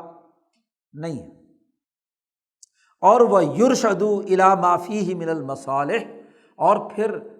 اگر وہ لوگ محض رسمی طور پر کر رہے ہیں تو ان کو فوائد ان کو بتلائے جائیں کہ بھائی یہ جو تم اچھا کام کر رہے ہو اس کے یہ فوائد بھی ہیں،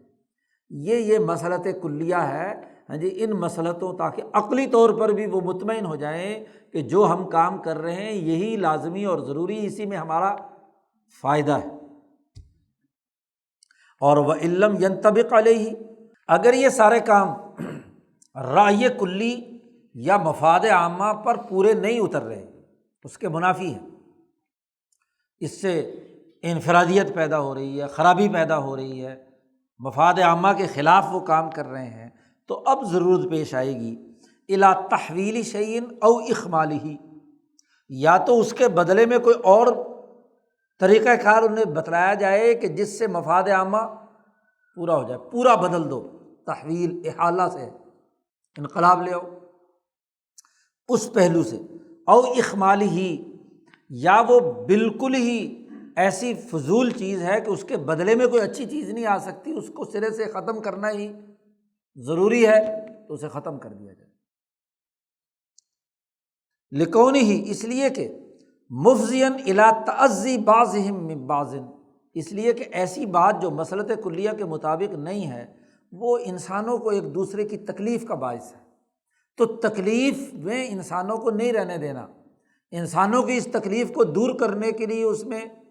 انقلاب کی اور تبدیلی کی ضرورت ہے۔ او تعمقا فی لذات الحیات الدنیا، یا تو وہ ایسا غلط کام ہے کہ جس سے لوگوں کو ایذا اور تکلیف پہنچتی ہے، یا وہ ایسا کام ہے کہ جس میں دنیا کی لذتوں میں بڑی گہرائی میں انسان چلا جاتا ہے اور جو اصل معاشی سرگرمیاں کرنے کی ضرورت ہے ان سے روگردانی کرتا ہے۔ مثلاً شراب پیتا ہے کثرت سے اور اس کے اندر اس کی لذت میں اتنا فنا ہو جاتا ہے کہ کام کاج نہیں کرتا، محنت مشقت نہیں کرتا، تو اگر محنت مشقت نہیں کرے گا تو ارتفاقات تباہ ہوں گے، پھر بھیک مانگتا پھرے گا، پھر کچھ دنوں کے بعد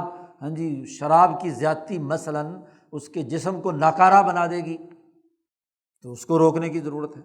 وَإِعْرَاضًا عَنِ الْإِحْسَانِ، اور صفت احسان اللہ سے تعلق قائم کرنے سے وہ اس کو دور کر رہی ہے۔ یا تیسری ایک اور شکل بھی ہو سکتی ہے کہ وہ کام من المسلیات، مسلی تسلیہ سے ہے، ایسا فضول کام، لغو کام، نہ دنیا میں اس کا کوئی فائدہ اور نہ آخرت میں کوئی فائدہ۔ یہ جو مسلی کا لفظ استعمال کیا جاتا ہے گانے بجانے والے اور فضول قسم کی گپاسٹنگ لگانے والے، یا شادیوں میں آ کر وہ جو تاڑی پیٹ کر شجرے بیان کرتے ہیں، ان کو جو مسلی، یہ مسلی سواد کے ساتھ نہیں ہے، یہاں کے سارے اخبارات سواد کے ساتھ مسلی لکھتے ہیں، سین کے ساتھ مسلی ہے۔ ایک جو سواد کے ساتھ مسلی ہے اس کا مطلب تو نماز پڑھنے والا، جو گانے بجانے والے اور فضول اور لغو کام گپ شپ لانے والے لگانے والے اس کو کہتے ہیں، جہاں دنیا کا کوئی فائدہ نہ آخرت کا کوئی فائدہ، تو یہ سین کے ساتھ مسلی ہے۔ عربی جو ہے اسی لیے تو مشکل لگتی ہے کہ اس کا ہر کا مخرج ہے، سین کا مخرج اور ہے اور صاد کا مخرج اور ہے۔ تو مسلیات میں سے وہ کام ہے، مسلیات کسے کہتے ہیں؟ التی تؤدی الی اہمال مصالح الدنیا والآخرہ، وہ کام جو دنیا اور آخرت کی مصلحتوں کو پس پش ڈالنے کا سبب بنتے ہیں، وہ مسلیات کہلاتے ہیں۔ اور ونحو ذالک، یا اسی طرح کی کوئی ایسی چیز ہے کہ جو مفاد عامہ کے منافی ہے، بس بنیادی بات یہ ہے، رائے کلی کے خلاف ہے، تو فلا ینبغی، اچھا اب اس کو تبدیل کرنا ہے۔ اب تبدیلی اور انقلاب میں بھی یہ بات لازمی اور ضروری ہے، اور اس کے لیے یہ قطعی طور پر مناسب نہیں ہے کہ اس انقلاب میں بالکل ایک ایسی نئی چیز متعارف کرائیں جو ان لوگوں کو پہلے بالکل خبر نہ ہو۔ یہ کوئی انقلابی طریقہ کار نہیں ہے۔ انقلابی طریقہ کار یہ ہے کہ کم از کم ایسے انداز میں تبدیلی لائی جائے اور جو چیز اس کے بدلے میں لا رہے ہیں اس کو کچھ کسی نہ کسی درجے میں لوگ اس سے مانوس ہوں۔ پوری سوسائٹی کے علی الرغم خود تخیلاتی چیزیں انبیاء مسلط نہیں کرتے۔ فلا ینبغی ان یخرج الی ما یباین، ایسی چیز اس کے بدلے میں نہیں لاتے جو بالکلیہ ان کی فہم اور شعور سے وہ بالا تر ہو، مخالف ہو، بلکہ کیا کرتے ہیں؟ بل یحول، بلکہ اگر ایک چیز کو مٹا کر دوسری چیز لانی ہے تو ایک ایسی نظیر، ایک ایسی مثال جو پہلے سے ان کے ہاں مفاد عامہ کے تناظر میں ہو رہی ہوتی ہے اس سے ملتی جلتی کوئی چیز لے کر آتے ہیں، مکمل طور پر اس چیز کو فنا کر کے ایسی نئی چیز متعارف کرائیں۔ اب ہمارے یہاں سمجھا جاتا ہے کہ نبی آتا ہے تو پچھلے ساری چیزیں سرے سے مٹا دیتا ہے اور مٹا کر بالکل ہی نئی چیزیں متعارف کراتے ہیں۔ یہ انقلاب کا کوئی تصور نہیں، یاد رکھو۔ اور اگر نبی کے نزدیک یہ انقلاب کا کوئی تصور نہیں، ایسی غیر مالوس اور غیر مالوف بات کرنا، تو پھر باقی انقلابیوں کے لیے کیسے جائز ہے کہ وہ یہ کہیں کہ پورا معاشرہ ہی ہم نے اکھاڑ پکھاڑ کر کے ادھر سے ادھر ایسا بدل دینا ہے کہ پچھلا کوئی نام و نشان باقی نہ رہے۔ بل یحول الی نذیر ما عندہم، ان کے پاس کوئی اس کی ایسی نذیر موجود ہو تاکہ ان کے ذہن اس سے مناسبت اختیار کرے۔ انسانوں کو نفرت دلانے کے لیے نبی نہیں آتے۔ یسرا ولا تعسرا، آسانیاں پیدا کرو، ان کے لیے مشکلات مت کھڑو۔ بشرا ولا تنفرا، ان کو خوشخبری سناؤ، ان کو نفرت۔ حضور نے ایک جگہ پر غصے سے کہا انتم منفرین، تم نفرتیں دلاتے ہو دین سے۔ تو یہ طریقہ کار درست نہیں ہے، انبیاء کا یہ طریقہ کار نہیں ہے۔ یا تو ان کے پاس کوئی نظیر یا مثال موجود ہو، اور یا نظیر مشتہر من الصالحین مشہود لہم بالخیر عند القوم، قوم کے نزدیک کچھ نیک لوگ جو پہلے کے گزرے ہوئے ہر قوم میں ہوتے ہیں، وہ اگر ان کے ہاں کوئی کام تھا اور عام لوگوں نے چھوڑ دیا تھا تو ان بزرگوں کے اس طریقہ کار سے مشابہت رکھنے والا کوئی کام اجتماعی مفاد کا ضرور ان کو بیان کرو، متبادل جو لانا ہے، تاکہ وہ مانوس ہوں، وحشت ان کے اندر نہ ہو کہ وہ ان کو پہلے سے ہی کیا ہے۔ تو یہ لازمی اور ضروری ہے اس سسٹم کو بدلنے کے لیے۔ انبیاء کا منہج اور طریقہ کار یہ ہے۔ وبالجملۃ، خلاصہ یہ ہے کہ فإلی ما لو القی علیہم، شاہ صاحب کہتے ہیں کہ اگر نبی بالکل ہی ایسی بات ان کے سامنے بیان کرے کہ لم تدفعہ عقولہم، ایسی بات بیان کرے کہ جس کو ان کی عقلیں جو ہیں اس کا انکار نہ کریں، ان کو عقلی طور پر سمجھانا ضروری ہے جو آپ تبدیلی لانا چاہتے ہیں۔ لم تدفعہ عقولہم، ان کی عقلیں اس بات کو جو آپ انقلاب کے بعد کرنا چاہتے ہیں، ان کی عقلیں اس کا انکار نہ کریں۔ عقلی طور پر انہیں سمجھانا سب سے پہلے ضروری ہے۔ بلکہ عقلی طور پر ہی نہیں، اگلی بات بھی شاہ صاحب نے کہی، بل اطمأنت، بلکہ ان کے دلوں کا اطمینان بھی کرانا ضروری ہے کہ بأنہ حق، یہی بات بالکل برحق،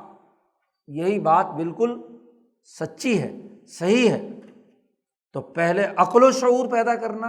اور پھر اس عقل و شعور کی بنیاد پر ان کے دلوں کو مطمئن کرنا۔ دعوت کا بنیادی انداز ہی یہ ہے۔ ایک داعی کو انقلابی پروگرام عقلی طور پر اپنے مدعو کو سمجھانا ہے اور اس کو اس سے مطمئن کرنا ہے،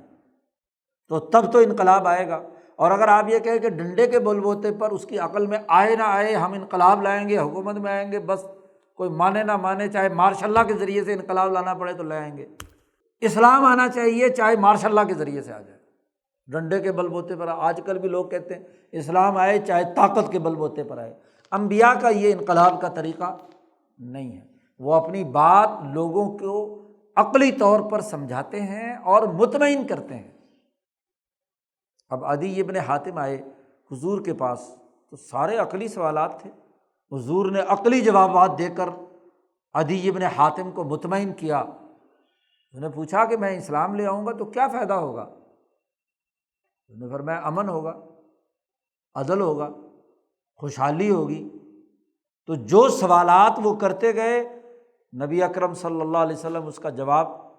دیتے گئے، تو بات عقلی طور پر سمجھائی تو عدی نے کہا کہ ٹھیک ہے، اگر یہ ساری باتیں آپ کہتے ہیں تو لو میں مسلمان ہوتا ہوں، جی ابھی اسلام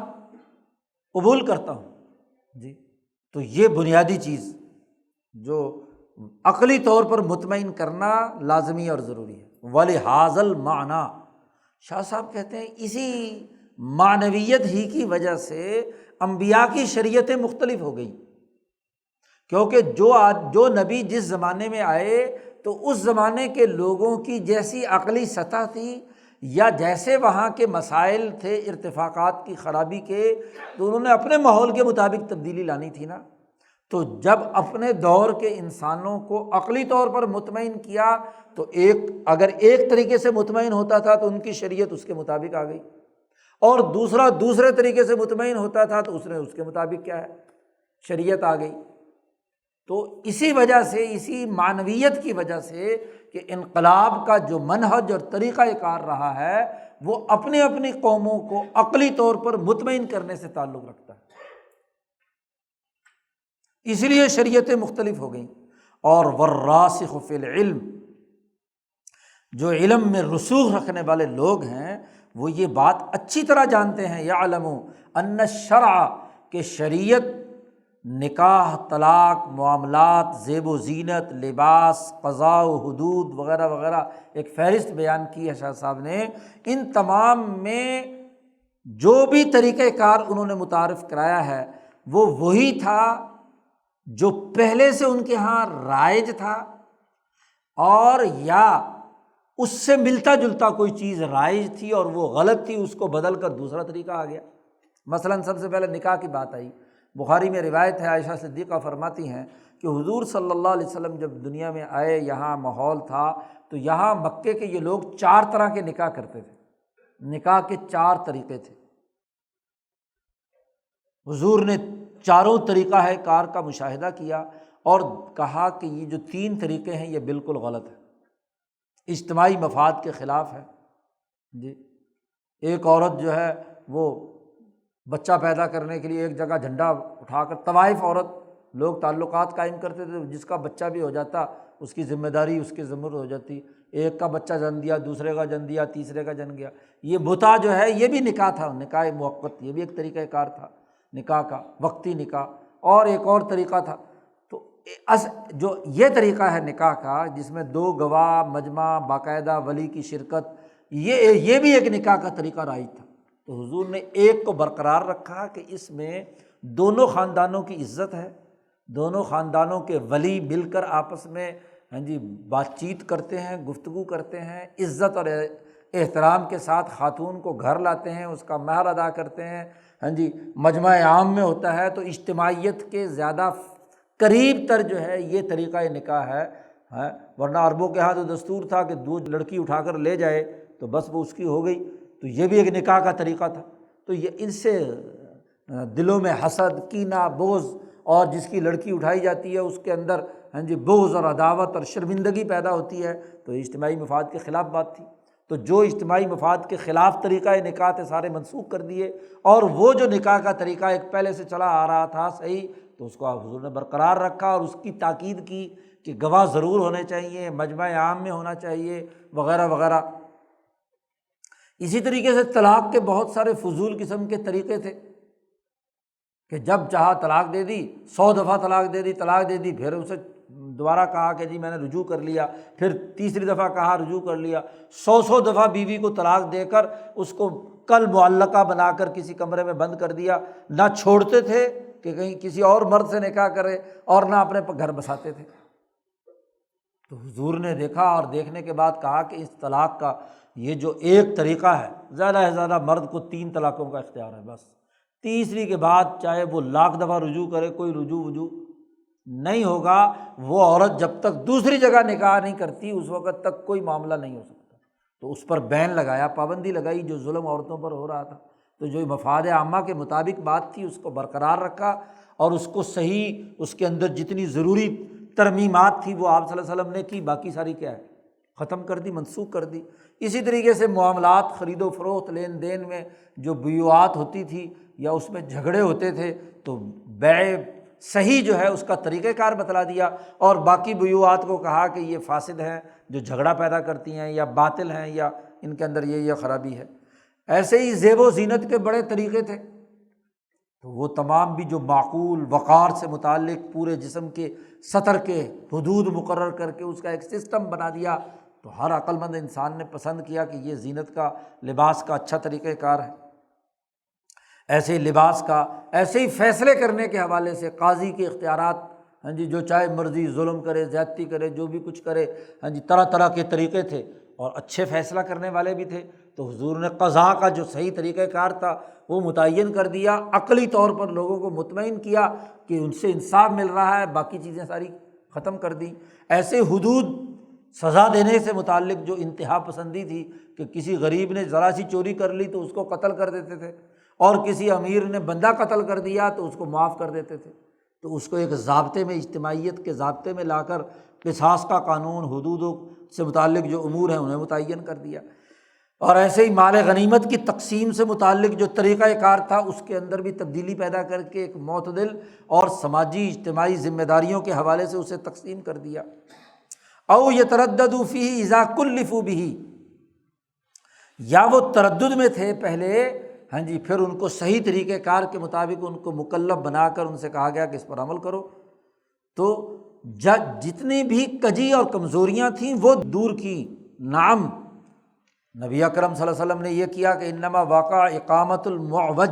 جو اس میں کجی تھی، ٹیڑھی والی چیزیں تھیں، ان کو درست کر دیا، اور جو بیمار تھی ان کو صحیح کر دیا۔ چنانچہ اس کی چند مثالیں یہاں پر دی ہیں۔ کان قد کثر فیہم الربا، ان میں سود خوری تھی جس میں سرے سے پوری اجتماعیت کے لیے نقصان کا معاملہ تھا، اس لیے کہ قد نہوا عنہ، ان کو سرے سے روک دیا گیا کہ سود ناجائز ہے، بیع اور اس کا پرافٹ منافع جو ہے وہ جائز ہے۔ اسی طریقے سے وہ باغات بیچ دیتے تھے تیار ہونے سے پہلے، اس کو ایک اصطلاح ہے کتاب البیوع میں ہمارے ہاں بدوء صلاح، پھل ابھی لگا نہیں، بنا نہیں، پہلے ہی باغ ٹھیکے پہ دے دیا کہ پھل صرف تمہارا ہے، درخت ہمارے ہیں، تو اب پتہ نہیں پھل لگیں یا نہ لگیں، آفت آتی تھی تو ٹھیکیدار سے پیسے تو وصول کر لیتے تھے، ہاں جی، اب بعد میں جھگڑا ہوتا تھا، تو اس جھگڑے کو نمٹانے کے لیے حضور نے فرمایا کہ جب تک پھل لگ کر سائز پورا نہ ہو جائے اس وقت تک باغ کو آگے ٹھیکے پر نہیں دیا جا سکتا تھا، کہ جھگڑا اور فساد نہ ہو، وہ اجتماعیت ہے وہ برقرار رہے۔ پھر جھگڑتے تھے، پھر کوئی مصیبت آ گئی تو حضور نے اس طرح کی بیع سے روک دیا۔ یا اسی طریقے سے دیت، عبد المطلب جب سربراہ تھے مکے کی ریاست کے، اب یہ قانون عبد المطلب کے زمانے تک جب کوئی آدمی کسی دوسرے کو غلطی سے قتل کر دیتا تو اس کے بدلے کی دیت 10 اونٹ تھی، لیکن 10 اونٹ لوگ بندہ مار دیتے تھے، 10 اونٹ دے دیتے تھے۔ تو عبد المطلب نے دیکھا کہ یہ تو بہت خطرناک بات ہے کہ دیت ڈنڈ جو ہے وہ تھوڑا ہے، اس لیے ان کے ہاں انسان کو قتل کرنے کی، تو فلما رعا، جب عبد المطلب نے یہ دیکھا کہ ان القوم، کہ یہ پوری قوم جو ہے یہ قتل سے باز نہیں آ رہی، تو انہوں نے اس کی جو کیا نام ہے حد تھی وہ 100 اونٹ مقرر کر دی۔ جب مکہ کے سربراہ عبد المطلب تھے تو عبد المطلب نے 100 اونٹ مقرر کر دی۔ اب نبی اکرم صلی اللہ علیہ وسلم جب آئے تو آپ صلی اللہ علیہ وسلم نے عبد المطلب کے یہ اضافہ جو ہے اس کو باقی رکھا تاکہ قتل سے لوگ بچیں۔ 100 اونٹ دینا اس زمانے میں اپنی ساری جائیداد بھی بیچ دے، ہاں جی، تو تب بھی بڑی مشکل سے پورا ہوتا تھا، بہت بڑی بات تھی۔ یا اسی طریقے سے ابو طالب، جب عبد المطلب کے بعد ابو طالب حضور کے چچا جو ہیں وہ سربراہ بنے، تو ان کے زمانے میں قسامہ کا واقعہ ہوا، چونکہ اب اونٹ 100 کر دیے تھے عبد المطلب صاحب نے، تو 100 اونٹ اکیلا قاتل کیسے پورا کرے، تو اس کے لیے پھر وہ ہاں جی ایک قسامہ کا قانون جو ہے ابو طالب کے زمانے میں پورا جرگہ بیٹھا، دارالندوہ مشاورت ہوئی کہ بھائی اب یہ کس طریقے سے، یہ تو دیت پوری نہیں ہوتی، ایک آدمی کیسے پورا کرے گا۔ تو پھر انہوں نے کہا کہ وہ جو ان کا خاندان ہے، یعنی اگر وہ پہلے تو ان کی خاندان جو ہے وہ لوگ پر تقسیم کر دیا جائے، 100 اونٹ کے ہر گھر نے، ہاں جی، اس قبیلے کے کسی آدمی نے اگر مارا ہے، ہاں جی، اور اس کی دیت ادا کرنی ہے تو قبیلے کے تمام لوگ جو ہیں اس میں حصے دار بنے، تو ان پر اونٹ دینے کا، اور اگر ان سے بھی پورا نہیں ہو رہا تو اس محلے میں بسنے والے باقی جو قبیلے کے لوگ ہیں ان سے، تو یہ، اور اگر وہ نہیں تو پھر پوری بستی مل کر کیا ہے، کیوں، اب آئندہ قاتل کو روکنے کی ذمہ داری اس کی فیملی بھی کی ہوگی، انہوں کو پتہ ہے بھی اگر بندہ اس نے مار دیا تو یہ ڈنڈ تو ہمیں بھی بھرنا پڑے گا، ہاں جی، تو پورا محلہ، پوری سوسائٹی اس کی ذمہ دار بنتی تھی۔ تو ابو طالب کے زمانے میں یہ، ہاں جی، مکے کی پارلیمنٹ نے یہ فیصلہ کیا کہ جی قسامہ جو ہے اس کے مطابق فیصلہ ہونا چاہیے، تو نبی اکرم صلی اللہ علیہ وسلم نے یہ برقرار رکھا۔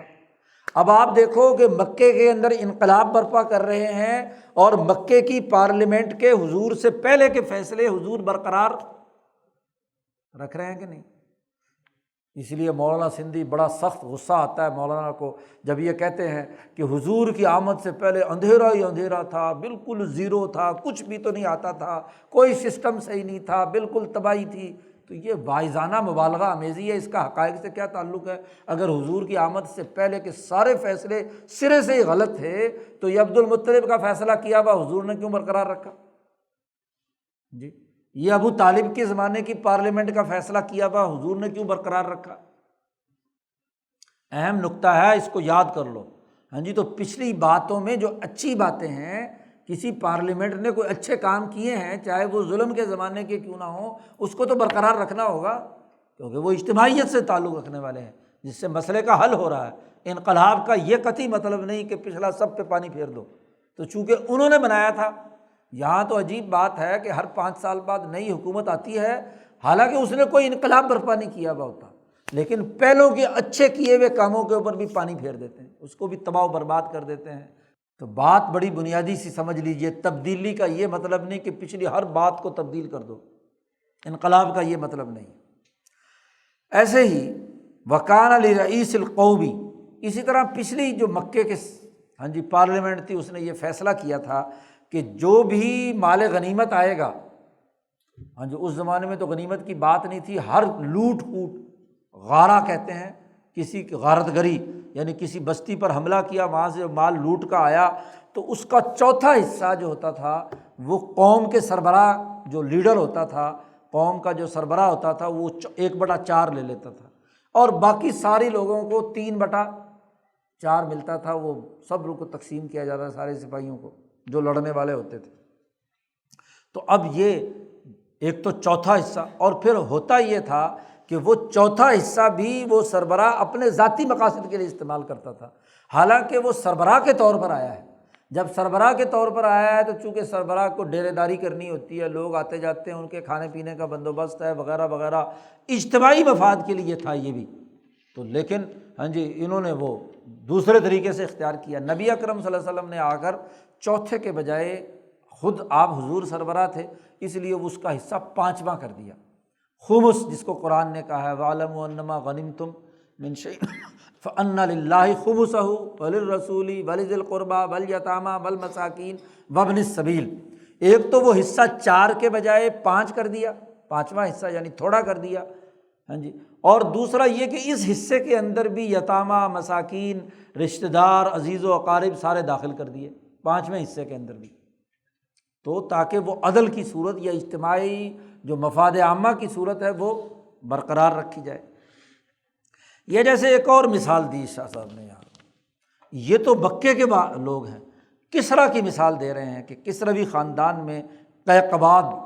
اور اس کے بیٹے ہوئے نوشیروان عادل نے جب جیسے ریاست کسریٰ جو ہے مضبوط ہوئی تو اس کا ایک سسٹم بنایا تھا ریونیو کلیکشن کا، تو اس نے لوگوں پر خراج اور عشر نافذ کیا تھا، 10واں حصہ، اور خراج جو ہے وہ 5واں حصہ، زیادہ سے زیادہ حصہ، زیادہ ٹیکس لگائے گئے تھے اس سسٹم کو۔ اب نبی اکرم صلی اللہ علیہ وسلم نے جب غزوہ تبوک ہوئی اور وہاں سے جو مال آیا اور وہاں جو ٹیکسز وغیرہ کا نظام کی جب ضرورت پیش آئی تو حضور نے ٹیکسیشن کے اس نظام کو برقرار رکھا، لیکن اس ٹیکس کی جو لینے کی مقدار ہے وہ کم کر دی، آدھا کر دیا۔ جو ٹیکس نوشیروان کے زمانے میں کسریٰ ایران لیتا تھا اس کا آدھا ٹیکس ہر جگہ پر کر دیا۔ تو اب چونکہ ریاست کے اخراجات ہیں، فوجی نظام ہے، عدالتی نظام ہے، ریاست کے اخراجات ٹیکس کے بغیر پورے نہیں ہو سکتے، تو ارتفاق اس کے بغیر نہیں چل سکتا۔ اگر ریاست ٹیکس نہیں اکٹھا کرتی تو ملک چلے گا کیسے؟ لیکن ٹیکس کے اس نظام کو حضور نے برقرار رکھا، حالانکہ کسریٰ ایران کا فیصلہ ہے۔ اب کسریٰ ایران کے خلاف انقلاب کا مطلب یہ نہیں ہے کہ چونکہ ٹیکسیشن انہوں نے شروع کیا تھا لہٰذا اب اس کو ختم کر کے بالکل اس سرے سے سب کو آزاد کر دیا جائے، نہیں، اس ٹیکس کو برقرار رکھا لیکن اس کے اندر سہولتیں پیدا کر دی، آسانی، اور پھر جو نہیں دے سکتا اس کے معافی کا قانون جاری کر دیا، جس کی پوری تفصیلات قاضی ابو یوسف نے اپنی کتاب میں کتاب الخراج میں بیان کی ہیں کہ کس کس طریقے سے کتنی مقدار میں اس میں کمی کی گئی، پہلے کیا تھا بعد میں کیا تھا، اس کی تفصیلات قاضی صاحب نے بیان کی ہیں۔ فجاء الشرع بنحو من ذالک، اس کے کچھ حصے شریعت نے اسی طرح برقرار رکھے۔ یا اسی طریقے سے بنی اسرائیل میں زانیوں کو سنسار کیا جاتا تھا، چوروں کے ہاتھ کاٹے جاتے تھے، اور اگر کوئی انسان کسی دوسرے انسان کو قتل کرے تو بدلے میں قتل کیا جاتا تھا۔ تو قرآن نے بھی آ کر اسی قانون کو برقرار رکھا، اس میں کوئی انقلاب برپا اس لیے کہ چونکہ یہودی یہ کرتے ہیں تو ہم مسلمانوں نے الگ کوئی نہ کوئی قانون لانا ہے، ضروری ہے، لازمی ہے۔ تو جو باتیں عیسیٰ علیہ السلام یا موسیٰ علیہ السلام کے زمانے سے ٹھیک چلی آ رہی تھیں، حضور نے اس کے مطابق برقرار رکھا۔ تو شاہ صاحب کہتے ہیں وَأَمْثَالُ هَٰذِهِ کثیرۃ جداً، اس کی بہت ساری مثالیں ہیں، سینکڑوں مثالیں ہم بیان کر سکتے ہیں کہ جہاں حضور صلی اللہ علیہ وسلم نے ارتفاقات کو درست کرنے اور تحویل کرنے، تبدیل کرنے کا جو طریقہ کار اور منہج اختیار کیا ہے وہ اس انداز میں تھا۔ شاہ صاحب کہتے ہیں جو آدمی قرآن و حدیث اور ان مسلمانوں کی پوری تاریخ اور فقہ کی تاریخ کا مکمل مطالعہ کیے ہوئے ہے، متتبع ہے، اس پر یہ بات مخفی نہیں ہے جو بات ہم نے بیان کی ہے۔ بلکہ شاہ صاحب کہتے ہیں بل لو کنت فتنن، حجت اللہ پڑھنے والوں اگر تم ذہین ہو اور تمہارے اندر فطانت ہے، اور محیطم بجانب الجوانب الاحکام، اور اگر پورے قانون کے تمام احکامات کے تمام پہلوؤں کا احاطہ کرنے کی تمہارے اندر صلاحیت ہے، تو لعلمت ایضاً، تو تمہیں یہ بات بھی ضرور معلوم ہونی چاہیے کہ ان الانبیاء علیہم السلام لم یاتوا فی العبادات غیر ما عندہم، انبیاء علیہم السلام عبادات بھی آ کر نہیں بدلتے، عبادات میں بھی وہ چیز نافذ کرتے ہیں جس کی اصل کسی نہ کسی درجے میں لوگوں میں پہلے سے موجود ہو۔ کوئی نئی عبادت بھی انبیاء علیہم السلام نے قوموں پر مسلط نہیں کی انقلاب کے بعد۔ غیر ما عندہم ہوا او نذیرہ، یا وہ یا اس سے ملتی جلتی کوئی چیز ان کے اندر جب تک نہیں تھی وہی عبادت برقرار نبی اکرم صلی اللہ علیہ وسلم نے قائم کی۔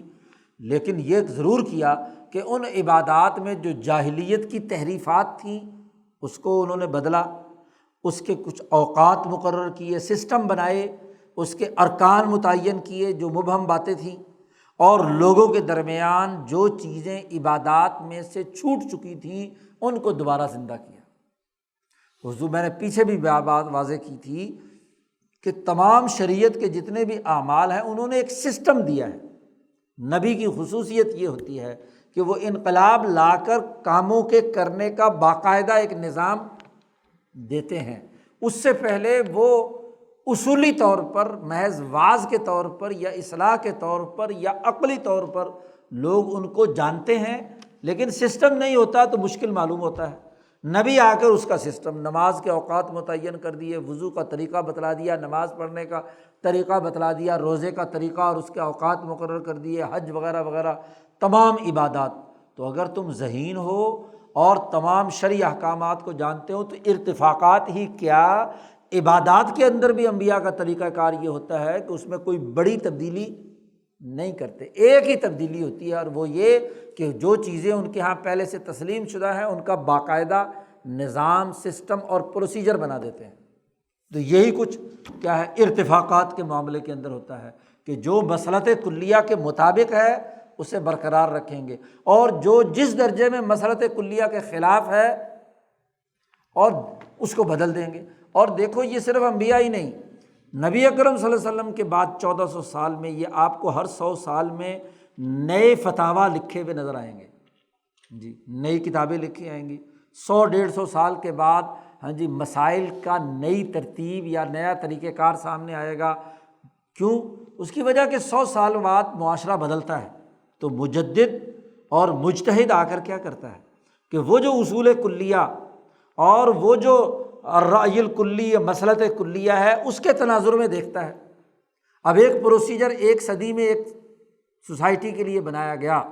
جس سے عدل قائم ہوتا تھا، لیکن اگلی صدی میں لوگوں نے اس پروسیجر میں سے ہیلے بہانے کر کے چور راستے نکال لیے، اور چور راستے نکال کر جو اصل قانون کی روح تھی وہ کیا ہو گئی؟ فنا کر دی۔ تو اب اگلے دور کا مجدد آ کر کیا کرتا ہے؟ وہ جو جہاں چور دروازے بنائے ہوئے ہیں ان کو روکتا ہے تاکہ مسلط کلیہ فنا فوت نہ ہو، وہ نئے بائی لاز بناتا ہے۔ اس لیے ہر دور کے فقہا یہ کام کرتے رہے ہیں کہ اپنے دور کے تقاضوں کے مطابق جو چور دروازے بنا لیے گئے ہیں ان کو، اسی کو مولانا سندھی نے بڑی تفصیل کے ساتھ شاہ ولی اللہ اور ان کے فلسفہ میں بیان کیا ہے، جو مولویوں اور مذہبی لوگوں کو بات سمجھ میں نہیں آتی، لیکن اگر شاہ صاحب کی یہ پوری بحث سامنے ہو تو یہ بڑی واضح طور پر بات سمجھ میں آ جائے کہ معاشرہ بدل رہا ہے، زمانہ بدل رہا ہے، تو مجددین کے تجدیدی کام کی نوعیت اسی حوالے سے کیا ہے؟ بدلتی چلی جاتی ہے، کیونکہ مقصد تو مصلحت کلیہ اور مفاد عامہ کو برقرار رکھنا ہے، اس کے وہ مقاصد حاصل کرنا مطلوب ہے۔ ارتفاقات میں اور عبادات میں وہ اجتماعیت برقرار رکھنا مطلوب ہے جس کے ذریعے سے واقعی اخبات اور طہارت کی کیفیت انسانوں کے اندر پیدا ہو جائے۔ تو یہ دو بنیادی علمی قاعدے مقاصد نبوت کے تناظر میں بیان کیے ہیں۔ نبی اکرم صلی اللہ علیہ وسلم کی بالخصوص نبوت کے مقاصد میں سے ارتفاقات کے اندر انقلابات پیدا کرنا ہے، اور اس کا طریقہ کار یہ ہے۔ اب اگلے پوری بحث جو ہے مزید دو علمی قاعدوں پر ہے کہ کیسے نبی اکرم صلی اللہ علیہ وسلم کے زمانے میں قیصر و کسریٰ کی حالت کیا تھی، اور نبی اکرم صلی اللہ علیہ وسلم نے کیا انقلاب برپا کیا۔ انقلاب کا اگلا طریقہ کار جو نبی اکرم صلی اللہ علیہ وسلم نے برپا کیا ہے وہ آگے بیان کیا جا رہا ہے، انشاءاللہ اگلے ہفتے پڑھیں گے۔ چلو دعا کر لو۔ اللہم صلی علی